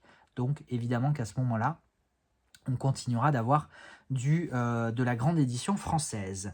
Les rencontres Paris-Nantes, j'avais oublié Nantes tout à l'heure. Paris, Nantes, Toulouse et le festival Étrange Tarot. Donc Bordeaux, c'était peut-être en décembre, je ne sais plus. Bon, bref. Je me l'étais noté, mais on en a déjà parlé, donc je ne vais pas revenir dessus. Le site internet, j'en ai longuement parlé en introduction, donc je ne vais pas revenir dessus non plus, mais je me l'étais noté, bien évidemment, que c'était un énorme sujet de l'année 2024. on en reparlera. L'édition Salon des Arcanes, je ne vais pas revenir dessus non plus, mais c'était quand même un événement majeur de cette année, de l'année 2024. J'ai adoré, je ne vais pas revenir dessus parce qu'il y a déjà une vidéo dédiée dans laquelle je détaille longuement le projet d'édition du Deviant Moon, etc., etc. Sachez qu'il y a déjà un deuxième projet d'édition en cours. J'ai reçu les épreuves, donc je vais vous le montrer. Voilà, c'est la première communication publique sur le sujet. Donc pour les courageux et les courageuses qui auront tenu jusqu'à 1h15 minutes de vidéo, je vais vous le montrer. Comme ça, vous aurez en avant-première la révélation. Ça va prendre encore quelques mois, hein, donc patience. Et voilà, plein de projets. Je prends vraiment beaucoup de plaisir dans ces projets d'édition. Donc j'ai vraiment envie de continuer à le faire. Maintenant, j'ai bien conscience que financièrement, c'est compliqué parce que c'est beaucoup d'argent préfinancé. Donc j'ai rendez-vous avec une banque, j'ai rendez-vous avec ma banque, hein, avec la banque du Salon des Arcanes le 10 janvier. Donc je verrai un petit peu quels sont les moyens éventuels de crédit, hein, de demander à la banque de préfinancer une partie de cette activité. On verra. Et après, je m'étais noté le podcast, on en parle, mais d'abord... je vous montre, bougez pas. C'était pas prévu, hein, vous voyez, il faut que j'aille les chercher. Hop. Regardez ça. Et oui, c'est le petit cousin du Deviant Moon. Il s'agit du Trionfi della Luna de Patrick Valenza. Voilà. Qui verra le jour en anglais chez US Games et en français chez le Salon des Arcanes. La sortie sera simultanée, concomitante. Donc voilà, c'est un jeu... Alors, je précise dès à présent, j'ai un peu peur que la qualité d'impression, vous le savez que je n'ai pas le choix, hein, puisque c'est une licence US Games, donc c'est eux qui conserve du coup l'intégralité des choix de qualité de fabrication. J'ai peur que ce soit la même qualité que le Deviant Moon. Voilà. Je vous le dis parce que le tarif correspond à celui du Deviant Moon, donc il sera à 24 € TTC pour la version française. Et donc, à mon avis, ça sera la même qualité de carte dans une Tugbox. Voilà, je préfère vous prévenir tout de suite. En même temps, ça correspondra à la qualité de la version indépendante et auto-éditée, qui était portée par Patrick Valenza et qui était pour le coup beaucoup plus cher. Voilà, mais évidemment, quantité, grande édition, etc. Voilà, donc je suis très heureux, j'ai pris beaucoup de plaisir à travailler sur le Trionfi della Luna, j'espère qu'il vous plaira, autant que le Deviant Moon, peut-être même plus, hein, parce que il a moins de notoriété, il est moins populaire, il a moins d'existence que le Deviant Moon, qui lui avait plus de 10 ans d'existence derrière lui, donc peut-être qu'il rencontrera un peu plus son public. En tout cas, j'en ai fait faire moins d'exemplaires que le Deviant Moon, parce que le Deviant Moon, 3000 exemplaires, c'est beaucoup, c'est énorme. J'en ai longuement parlé dans la vidéo précédente, donc je ne vais pas revenir dessus non plus. Mais c'était énorme et c'était le minimum que je pouvais faire, notamment parce que c'était une impression, une impression italienne. Là, en l'occurrence, c'est une impression chinoise. Je vous préviens aussi dès à présent. Donc j'ai eu un peu plus de marge de manœuvre sur la quantité, donc j'ai réduit la quantité à 2000 exemplaires. Voilà. Et 2000 exemplaires, il faudra quand même déjà les produire, les sortir, les éditer, hein. Bref, qu'est-ce que je peux vous dire de... Oui, le podcast. Voilà, je vais finir avec le podcast et après j'ai des questions. Et oui, c'est pas fini. Les questions, mais avant les questions, le podcast... pareil, j'ai fait un épisode de podcast dédié, hein, le podcast est mort-vive, le podcast. J'ai fait aussi une vidéo bilan sur YouTube sur le podcast, donc je ne vais pas m'attarder, mais du coup, je suis très heureux de cette nouvelle saison. Franchement, je m'éclate. Je retrouve une liberté totale dans le choix de mes invités, dans les discussions qu'on peut avoir, etc. Enfin, je prends beaucoup de plaisir. Ce sont vraiment des discussions que moi je trouve mais passionnantes, qui sont pleines de douceur, pleines d'amour, pleines de partage, pleines d'inspiration aussi. Enfin, franchement, voilà. Je sais pas si ça. Je trouve, je vais vous partager mon point de vue, mais encore une fois, je ne le dis pas pour avoir une réaction, je ne le dis pas pour susciter la pitié, je ne le dis pas pour susciter quelque chose en vous. Je vous partage juste ce que moi je ressens. J'ai quand même l'impression qu'il y a un peu moins d'attractivité sur le podcast, alors que pourtant j'en sors plus souvent. Donc normalement, il y a plus de régularité. Il paraît-il, hein, d'après les grands savants des statistiques, que plus un podcast a de régularité, plus il a de l'engouement, plus il a de la visibilité, plus il a d'audition. Bon, bref. Bon, pour le moment, moi, je vois pas une grande différence, mais c'est ok, c'est pas grave. Euh, je trouve qu'il y a peut-être moins de réactions, mais en même temps, ça c'est. Mon point suivant, c'était la com. J'en ai déjà un peu parlé, mais du coup, je vais faire le lien avec les réseaux sociaux, etc. Je trouve quand même qu'il y a moins d'interactions, il y a moins de réactions, il y a moins d'implications, il y a moins de présence, il y a moins de commentaires, de likes, de partages sur les réseaux sociaux, sur les publications, sur les podcasts, etc. C'est ok, hein, encore une fois, ce n'est pas un jugement, ce n'est pas une critique. Moi-même, je suis moins présent, donc je comprends très bien que vous puissiez être moins présent. Je comprends aussi que il y a des secrets des secrets, d'alcôve, j'ai pas l'expression qui me vient, mais en gros que les algorithmes font bien ce qu'ils ont envie et que ben on est un petit peu impuissant face à ça, donc ben on prend ce qu'il y a à prendre et puis voilà. En tout cas, voilà, vous savez que en termes de communication, évidemment qu'il y a la page Instagram, il y a évidemment cette chaîne YouTube. Il y a la newsletter pour les communications les plus importantes, les plus officielles. Ça sera toujours par newsletter, bien évidemment, parce que au moins la newsletter, c'est un canal maîtrisé. Je sais que dans la newsletter, si vous êtes inscrit, si vous êtes inscrite, vous êtes sûr de recevoir l'email. Et donc ça, au moins, on est tranquille. Donc les communications importantes, rassurez-vous, c'est toujours par newsletter. Et après, bah, y a le podcast. Et le podcast, pour le coup, il est montré de manière, autant Instagram, YouTube, c'est aléatoire, il y a des algorithmes, etc. Autant le podcast, si vous êtes sur une plateforme d'écoute, si vous êtes abonné, l'épisode, il sort tous les vendredis, hein, puisque je suis passé au vendredi. Tous les vendredis matin, vous avez le nouvel épisode, etc. etc. donc vous ne pouvez pas les rater. Voilà. Je pourrais en profiter pour vous dire que c'est important de noter, de commenter le podcast pour sa visibilité, etc. Je déteste faire ce genre de choses, donc voilà. Donc c'est fait sans être fait. Vous faites bien ce que vous voulez. Moi, je ne suis rien ni personne pour vous dire quoi faire. Hein. Chacun est grand, majeur, vacciné, a priori.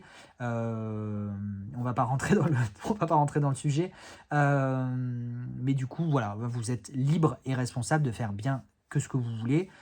Et qui suis-je moi pour vous dire d'aller noter et commenter un podcast et d'aller partager, sachant que moi, je ne note et je ne commente aucun des podcasts que j'écoute. Voilà, donc je suis le moins bien placé et comme d'habitude, les cordonniers sont les plus mal chaussés pour vous dire quoi faire, hein, bien évidemment. Bref, allez, j'en ai fini avec ma liste de trucs. J'espère que j'aurai été assez exhaustif quand même dans cette vidéo. A priori 1h23, oui. On va passer à... je me note toujours le timing pour essayer de rester dans les clous du chapitrage. Je passe aux questions. Alors, je tiens déjà à remercier Murmure de l'Invisible sur Instagram. C'est les boîtes à questions d'Instagram. Qui a fait, je pense, les 3/4 de la boîte à questions. Donc, merci beaucoup parce que c'est hyper intéressant. Je ne suis pas sûr de pouvoir répondre à tout, mais on y va. Alors, je prends les questions dans l'ordre. Désolé si ça se chevauche, si ça se répète, etc. On va voir ça ensemble tranquillement. J'ai mes questions là sur mon écran.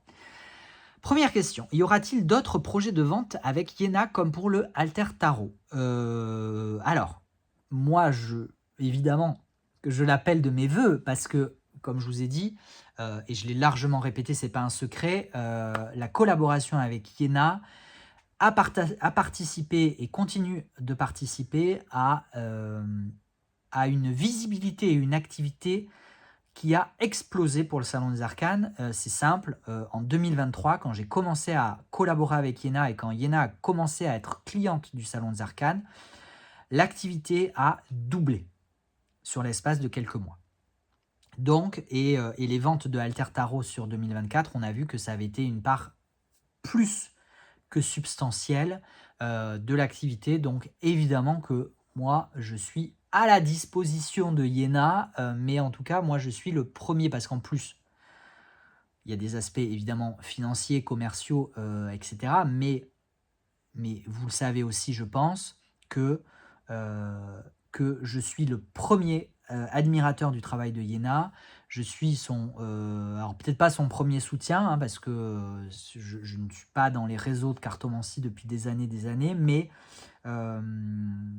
je suis un soutien indéfectible, irréductible du travail de Iéna. Quel que soit ce qu'elle fait, je trouve que c'est toujours de grande qualité et c'est une personne que j'apprécie sur le plan personnel et amical énormément. Donc évidemment que si Iéna elle a d'autres projets pour 2025, que je serai au rendez-vous. Je pense notamment au tarot des enfants terribles. Si ça se confirme, je l'espère, en tout cas moi sachez que je pousse évidemment parce que moi-même j'aimerais bien l'avoir, ce tarot des enfants terribles. Donc voilà, je ne m'avance pas plus parce que ça ne dépend pas de moi, mais en tout cas, si il y a, je suis là.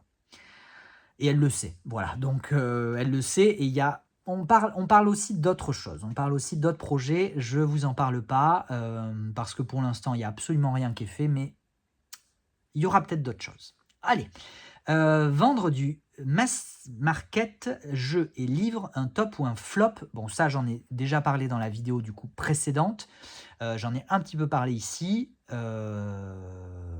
c'est nuancé, voilà, c'est nuancé.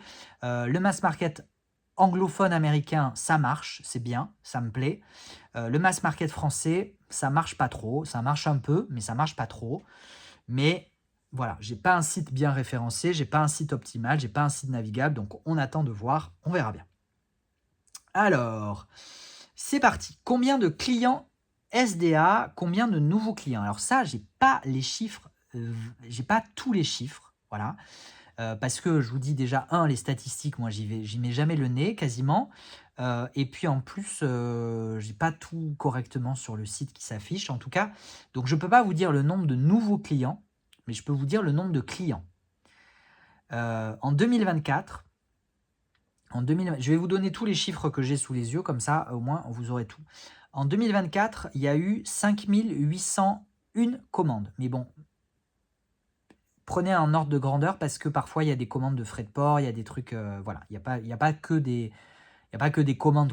Donc 5800 à peu près commandes pour 9700 articles produits, vendus à peu près. Ce qui fait une moyenne de 2 articles par commande en moyenne, d'accord. Nombre de clients, il y a eu donc 9700 articles vendus sur 917 références. Donc on a à peu près 10 articles par référence en moyenne. Mais évidemment que ça ne veut rien dire, hein. Les moyennes que je vous donne là, elles ne veulent absolument rien dire, puisque vous savez qu'à la Alter, ça se chiffre en centaines, le DeviantMoon, ça se chiffre en centaines, et il y en a, ça se chiffre à 1 ou 0. Hein. Les clients, c'était la question, donc je vais vous donner enfin la réponse à la question. Les clients en 2024, 2421. C'est cool, 2400 clients. C'est top. Moi, je trouve ça bien. Combien de commandes et d'articles en moyenne? J'ai répondu. Est-ce que le comportement d'achat est différent entre les anciens clients et les nouveaux? Alors, j'ai pas de visibilité sur les anciens et les nouveaux clients, donc je peux pas répondre véritablement à la question. Par contre, les comportements d'achat, moi, je les ai déjà vus un petit peu évoluer entre le tout début de la boutique et aujourd'hui. Au tout début de la boutique, je trouve qu'il y avait moins de commandes, forcément, il y avait moins de clients, mais les commandes étaient plus importantes. Aujourd'hui, c'est rare qu'une commande dépasse 100 €. C'est très très rare. Vraiment, c'est très très rare. La moyenne, elle se situe, je pense, autour de 70 €, 80 €. Donc, Donc il y a déjà eu un changement de comportement déjà entre les tout débuts de la boutique et aujourd'hui. Voilà, c'est tout ce que je voulais dire, je crois. Je sais pas pourquoi je cherche encore, mais voilà. Quel est ton bilan des jeux mass market? J'ai répondu. Est-ce que les anciens clients sont fidèles? Alors oui, évidemment que la clientèle du Salon des Arcanes, et c'est pour ça que à chaque opportunité que j'ai, je le fais, c'est celle de vous remercier. C'est que évidemment que l'activité du Salon des Arcanes repose sur une clientèle extrêmement fidèle. Mais ça veut dire que sur les 2400 clients en 2024, évidemment qu'il y a une majorité de ces clients-là qui ont passé une commande. Et je vais même vous dire qu'il y a une bonne partie de ces personnes-là qui n'ont passé qu'une seule commande, c'est celle du Alter Tarot. Et le reste, on s'en fout. Voilà. C'est pas pour vous faire pleurer non plus, c'est pas pour susciter de la peine, c'est comme ça, c'est une réalité. Donc c'est ok, c'est pas grave, c'est ok. Mais du coup, oui, la majeure partie de l'activité du Salon des Arcanes repose quand même sur un cercle de clients, de clientes, hein, notamment, ça reste principalement des clientes, mais il y a quelques clients, de plus en plus, donc ça c'est chouette, extrêmement fidèles. Et je sais que la question de la fidélisation, de la fidélité, est revenue plusieurs fois. Notamment, je vous disais dans les commentaires, je fais le lien avec le début de la vidéo, dans les commentaires de la première vidéo sur les tops et flops, il y a eu des mentions de fidélisation. Sachez que j'aimerais beaucoup vous proposer des programmes de fidélisation, des cumuls de points, des livraisons gratuites, etc. Mais techniquement, c'est déjà compliqué. C'est-à-dire qu'il faut des logiciels, il faut des moyens techniques spécifiques pour mettre en place ce type de programme de fidélité. Et outre les moyens techniques, évidemment, puisque qui dit moyens techniques spécifiques et particuliers et de haute qualité, dit un coût. Ça a un coût qui est loin d'être négligeable, croyez-moi, pour y avoir jeté un œil, c'est extrêmement cher. Est-ce que j'ai les moyens, est-ce que le Salon des Arcanes a les moyens de se payer un programme de fidélité? Je ne sais pas. Est-ce que j'aimerais vous proposer un programme de fidélité? Évidemment. Donc maintenant, les alternatives, c'est quoi? C'est de rajouter votre date de naissance, par exemple, sur votre compte client. Et tous les mois, d'aller voir votre les dates de naissance du mois et de vous proposer une livraison gratuite, par exemple, pour votre anniversaire. Ou d'avoir un peu plus de statistiques avec le nouveau site internet. J'espère que du coup, j'aurai accès à un peu plus de données, d'éléments. C'est de vous proposer, par exemple, au bout de la 10e commande, une livraison gratuite. Ou au bout de la 10e commande, 10% de réduction, etc. etc. Mais tout ça, même si j'ai des outils qui me permettraient de le voir, ça restera quand même des démarches manuelles. C'est-à-dire qu'il faudra que j'aille extraire les données, que j'aille exploiter les données, donc que j'aille paramétrer les tableaux Excel, que j'aille faire mes recherches, que j'aille faire mes extractions, que j'aille préparer mes bons d'achat, mes bons de commande, mes trucs, mes machins, les mails, que je vous envoie les mails, etc.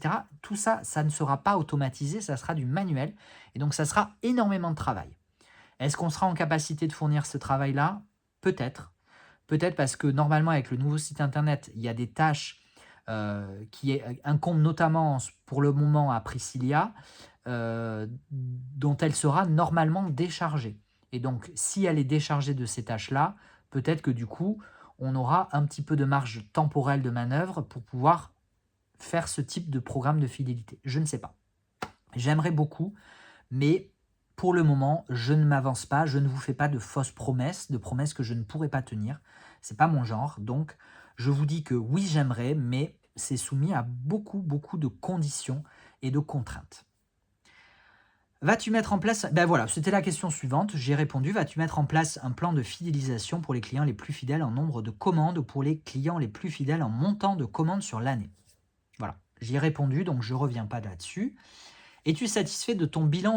Aucun regret d'avoir quitté ton boulot? Alors, es-tu satisfait de mon bilan? Oui, je pense que ça Peut-être que ça ne se sent pas complètement parce que vous savez que j'essaie toujours de vous présenter la vision la plus objective et globale possible. Donc, je vous présente les positifs, mais aussi les points négatifs. Maintenant, je vais profiter du coup de la question pour le rappeler, l'exprimer très clairement. Je suis extrêmement satisfait du bilan de l'année 2024. Voilà, c'est dit. Donc vous pouvez le noter, vous pouvez l'enregistrer. Aucun regret d'avoir quitté ton boulot. Non, aucun regret d'avoir quitté mon boulot. Absolument aucun. Et d'ailleurs, j'aurais pu le mentionner dans le bilan, mais comme j'ai mis bilan de l'activité, comme c'est un bilan de l'activité du Salon des Arcanes et pas un bilan personnel, j'en ai pas parlé, mais j'aurais pu en parler, c'est celui de ma démission. C'est-à-dire que j'étais en disponibilité pendant 2 ans de la fonction publique. Depuis le 1er septembre 2024, je ne suis plus fonctionnaire, je ne suis plus membre, je ne suis plus... qu'est-ce qu'on dit ? Agent de la fonction publique. Voilà, je suis indépendant, je suis chef d'entreprise et ça me va très bien. Et je vous parlais des risques qui pesaient sur l'activité du Salon des Arcanes. Je vous parlais des risques économiques, des risques de législation, notamment avec le problème des douanes, dont on a parlé en introduction, et de l'incertitude qui pesait sur l'activité du Salon des Arcanes. Sachez que je m'en fiche. Je m'en fiche parce que aujourd'hui, et ça je l'avais déjà dit, je crois, dans l'épisode de podcast que j'avais fait avec Yéna, aujourd'hui, j'ai suffisamment confiance en moi et en mes capacités pour savoir que quoi qu'il arrive, je saurai rebondir, je saurai me réinventer, je saurai me renouveler, je saurai créer autre chose. Donc absolument aucun regret d'avoir quitté la fonction publique. Es-tu optimiste pour l'avenir de ta boîte ou toujours un peu stressé du lendemain ? Alors, la question est intéressante parce qu'elle va me permettre de revenir sur des éléments que j'ai partagés mais sur lesquels j'ai oublié de préciser quelque chose. C'est que je ne suis pas sûr d'être véritablement optimiste sur l'avenir de l'activité du Salon des Arcanes. Parce que, contexte économique global, parce que je pense qu'il y a un essoufflement ou une baisse d'intérêt de la cartomancie en général. Parce que y a ces problèmes de législation, d'importation, de douane, parce que il y a un changement très prochain de gouvernement aux États-Unis et que je pense que 90% de mes approvisionnements proviennent des États-Unis. Qu'est-ce qui va se passer ? Je ne sais pas. Donc, est-ce que je suis optimiste ? Pas vraiment. Pas vraiment.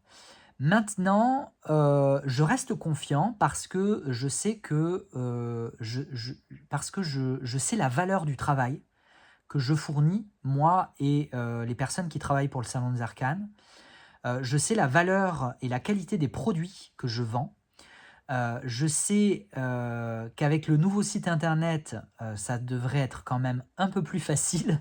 Voilà. Et en fait, j'ai conscience qu'il y a quand même une énorme marge de progression pour l'activité du Salon des Arcanes, de par un nouveau site internet plus navigable, de par un meilleur référencement, une plus grande visibilité, de par le revenir sur des salons, participer à des salons ou à des festivals. J'en ai pas parlé, mais c'est vrai que j'aimerais, je ne sais pas si je vais pouvoir le faire, mais j'aimerais aller au salon de l'Oracle et du Tarot à Brocéliande au mois de mars. J'aimerais aller au salon de l'art et des mystères à Lille au mois d'avril.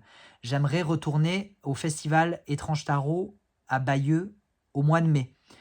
J'aimerais faire un salon zen et du bien-être. Je m'y étais toujours refusé, mais j'aimerais vraiment pouvoir le faire ici à Biarritz en fin d'année. Voilà, il y a plein de... Voilà. Et donc, du coup, je sais que participer à ces événements pourrait aider à la visibilité et à la vente du Salon des Arcanes. Donc, non, je ne suis pas particulièrement optimiste, mais je reste confiant parce que je sais que...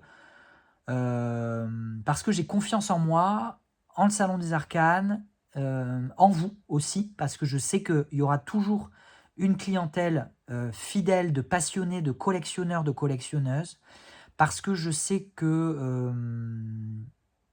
voilà, parce que j'ai confiance, quand même. Voilà. Et je sais qu'il y a des marges de progression.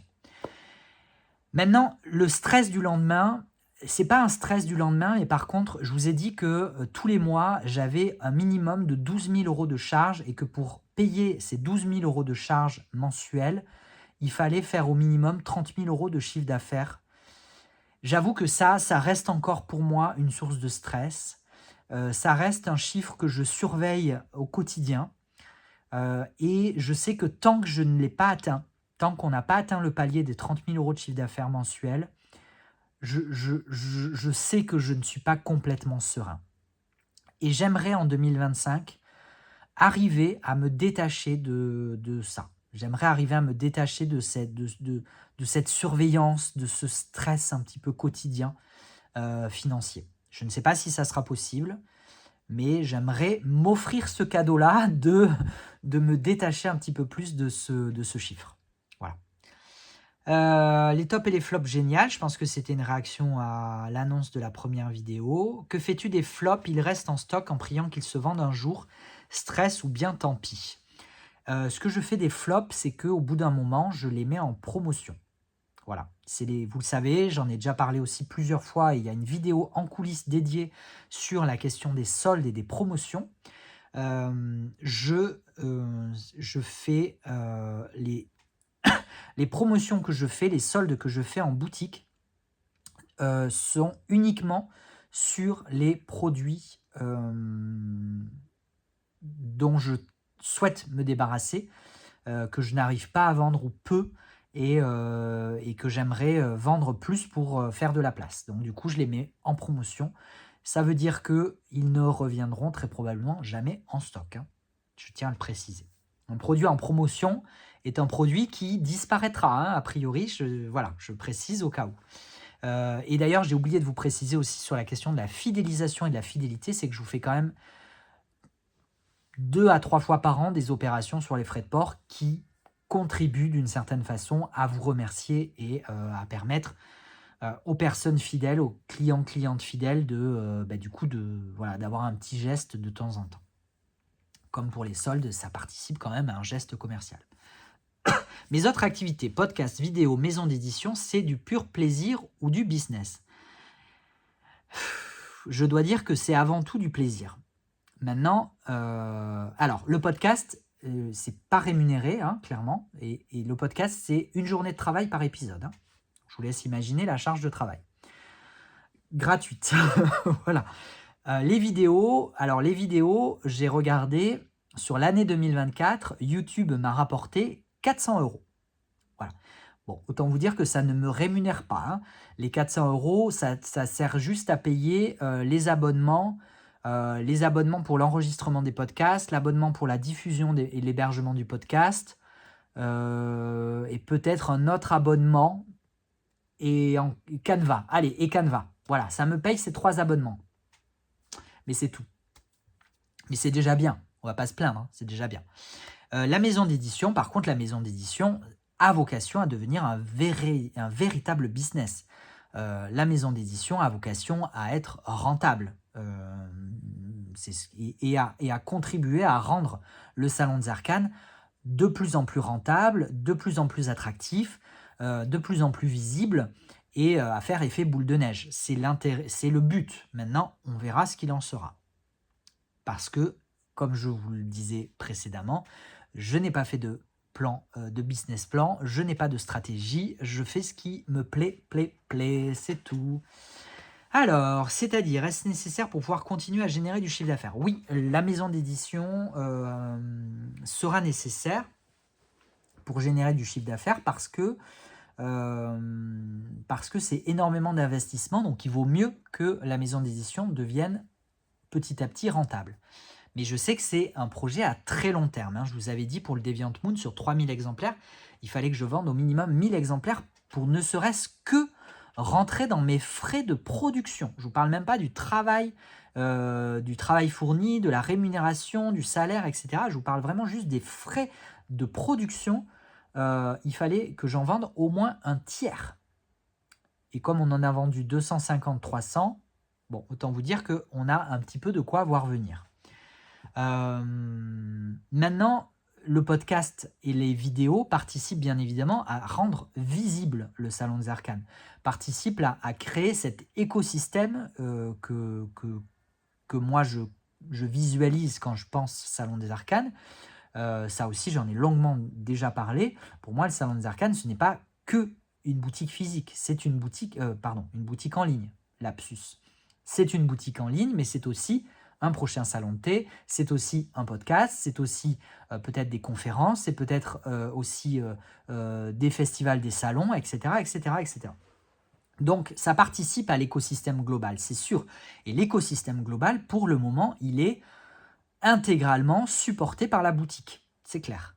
Les vidéos, c'est un petit peu plus particulier encore parce que les vidéos de présentation contribuent énormément à la visibilité et à l'attractivité des articles. Je sais que vous êtes nombreux et nombreuses, je le sais d'ailleurs, c'était en commentaire de la première vidéo, à attendre les vidéos de présentation pour vous positionner sur un achat.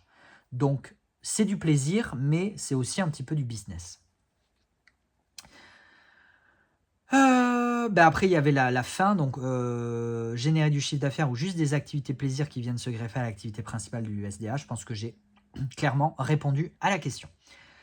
Je passe aux questions suivantes. Envisagez-vous de faire une enquête de souhait pour mieux cibler les acheteurs? Alors, j'avais fait une enquête sur le site internet. J'avais fait un formulaire que j'avais envoyé par newsletter pour vous solliciter sur les plus, les moins et vos attendus sur le site internet.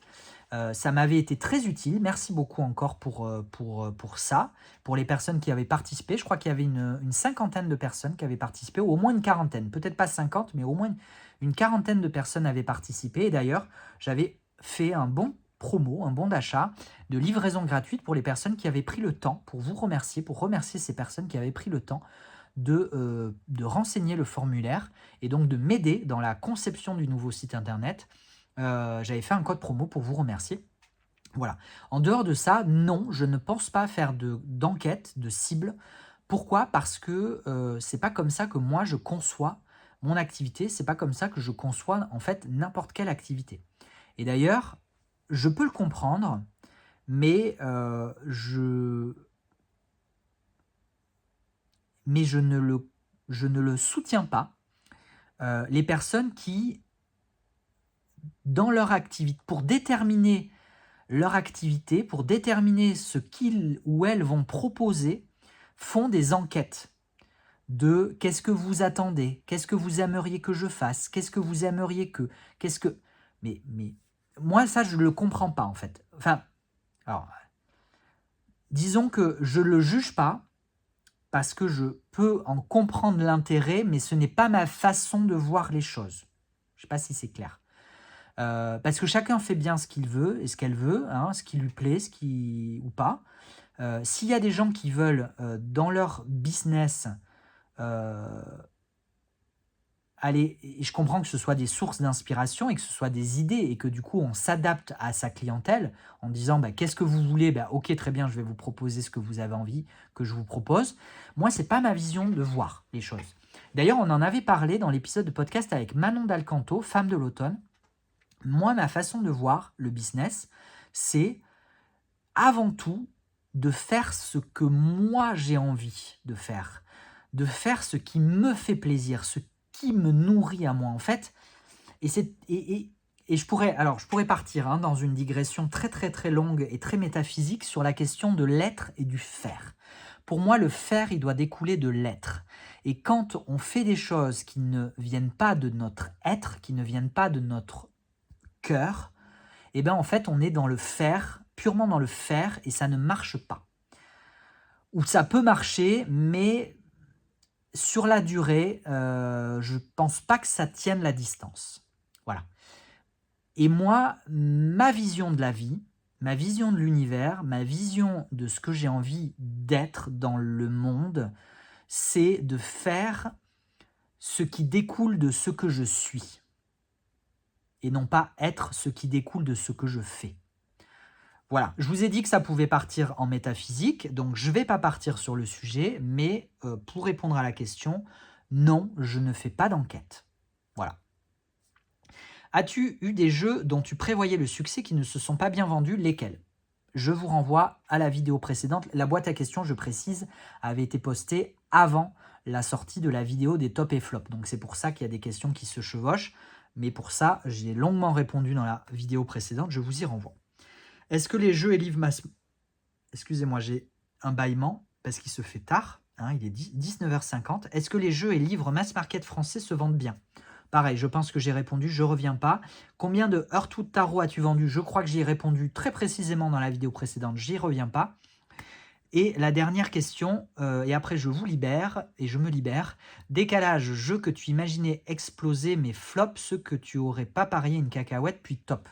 Pareil, je crois que j'y ai répondu dans la vidéo précédente. Donc, on en a terminé. Écoutez, ben, merci beaucoup. 1,50. C'est la conclusion. Allez, voilà, mon truc à 1,50 conclusion. Voilà. Merci beaucoup d'avoir suivi cette quasi 2 heures de vidéo bilan en même temps. Je pense que c'est le minimum hein, qu'il faille. J'en perds mes mots tellement je commence à être fatigué. Le minimum qu'il faille pour faire un bilan d'une année d'activité du Salon des Arcanes, tellement l'année a été riche, tellement l'année a été intense, tellement l'année a été aussi exigeante et aussi parfois fatigante, épuisante. Mais en tout cas, voilà, un bilan extrêmement positif, même si je vous ai dit que j'étais pas hyper optimiste sur l'avenir de l'activité, je reste extrêmement confiant en le Salon des Arcanes et en moi. Et je profite encore une fois de cette conclusion pour vous remercier du fond du cœur, mais vraiment c'est sincère, j'espère que ça se sent, parce que vraiment, vraiment, vraiment c'est sincère. Encore une fois, tout ça, ça ne serait pas possible sans vous, parce que oui, je fais ce qui me plaît, oui, je vous fais une proposition qui découle de ce que je suis, mais le fait que vous soyez, vous, au rendez-vous, ça ne dépend que de vous. Même si, comme tout est lié, j'y suis aussi un peu pour quelque chose, mais bon, bref, vous êtes au rendez-vous et ça, pour moi, c'est le plus beau des cadeaux parce que, encore une fois, sans vous, l'aventure que je vis, l'aventure qui va bien au-delà d'une aventure professionnelle, parce que le Salon des Arcanes a des répercussions énormes sur ma vie perso, sur ce que je suis, sur ce que je vis au quotidien. Tout ça, c'est parce que vous êtes là aussi. Donc, encore une fois, merci, merci, merci du fond du cœur. Merci pour votre soutien. Merci pour votre fidélité. Merci de vous soucier du Salon des Arcanes, de vous soucier de moi aussi, à titre personnel. Mais au-delà de moi, de toute l'équipe du Salon des Arcanes, parce que je sais que vous êtes... C'est moi qui suis visible, j'en ai conscience. J'ai conscience que encore une grande majorité de l'activité repose sur mes épaules, mais n'empêche que sans Cindy, sans ma mère, sans Priscilla, tout ça ne serait pas possible non plus, en tout cas pas de cette façon-là, pas à cette envergure-là. Donc à elle aussi, évidemment, un énorme merci. Et pourquoi je vous dis ça? Parce que je fais je reviens sur mon...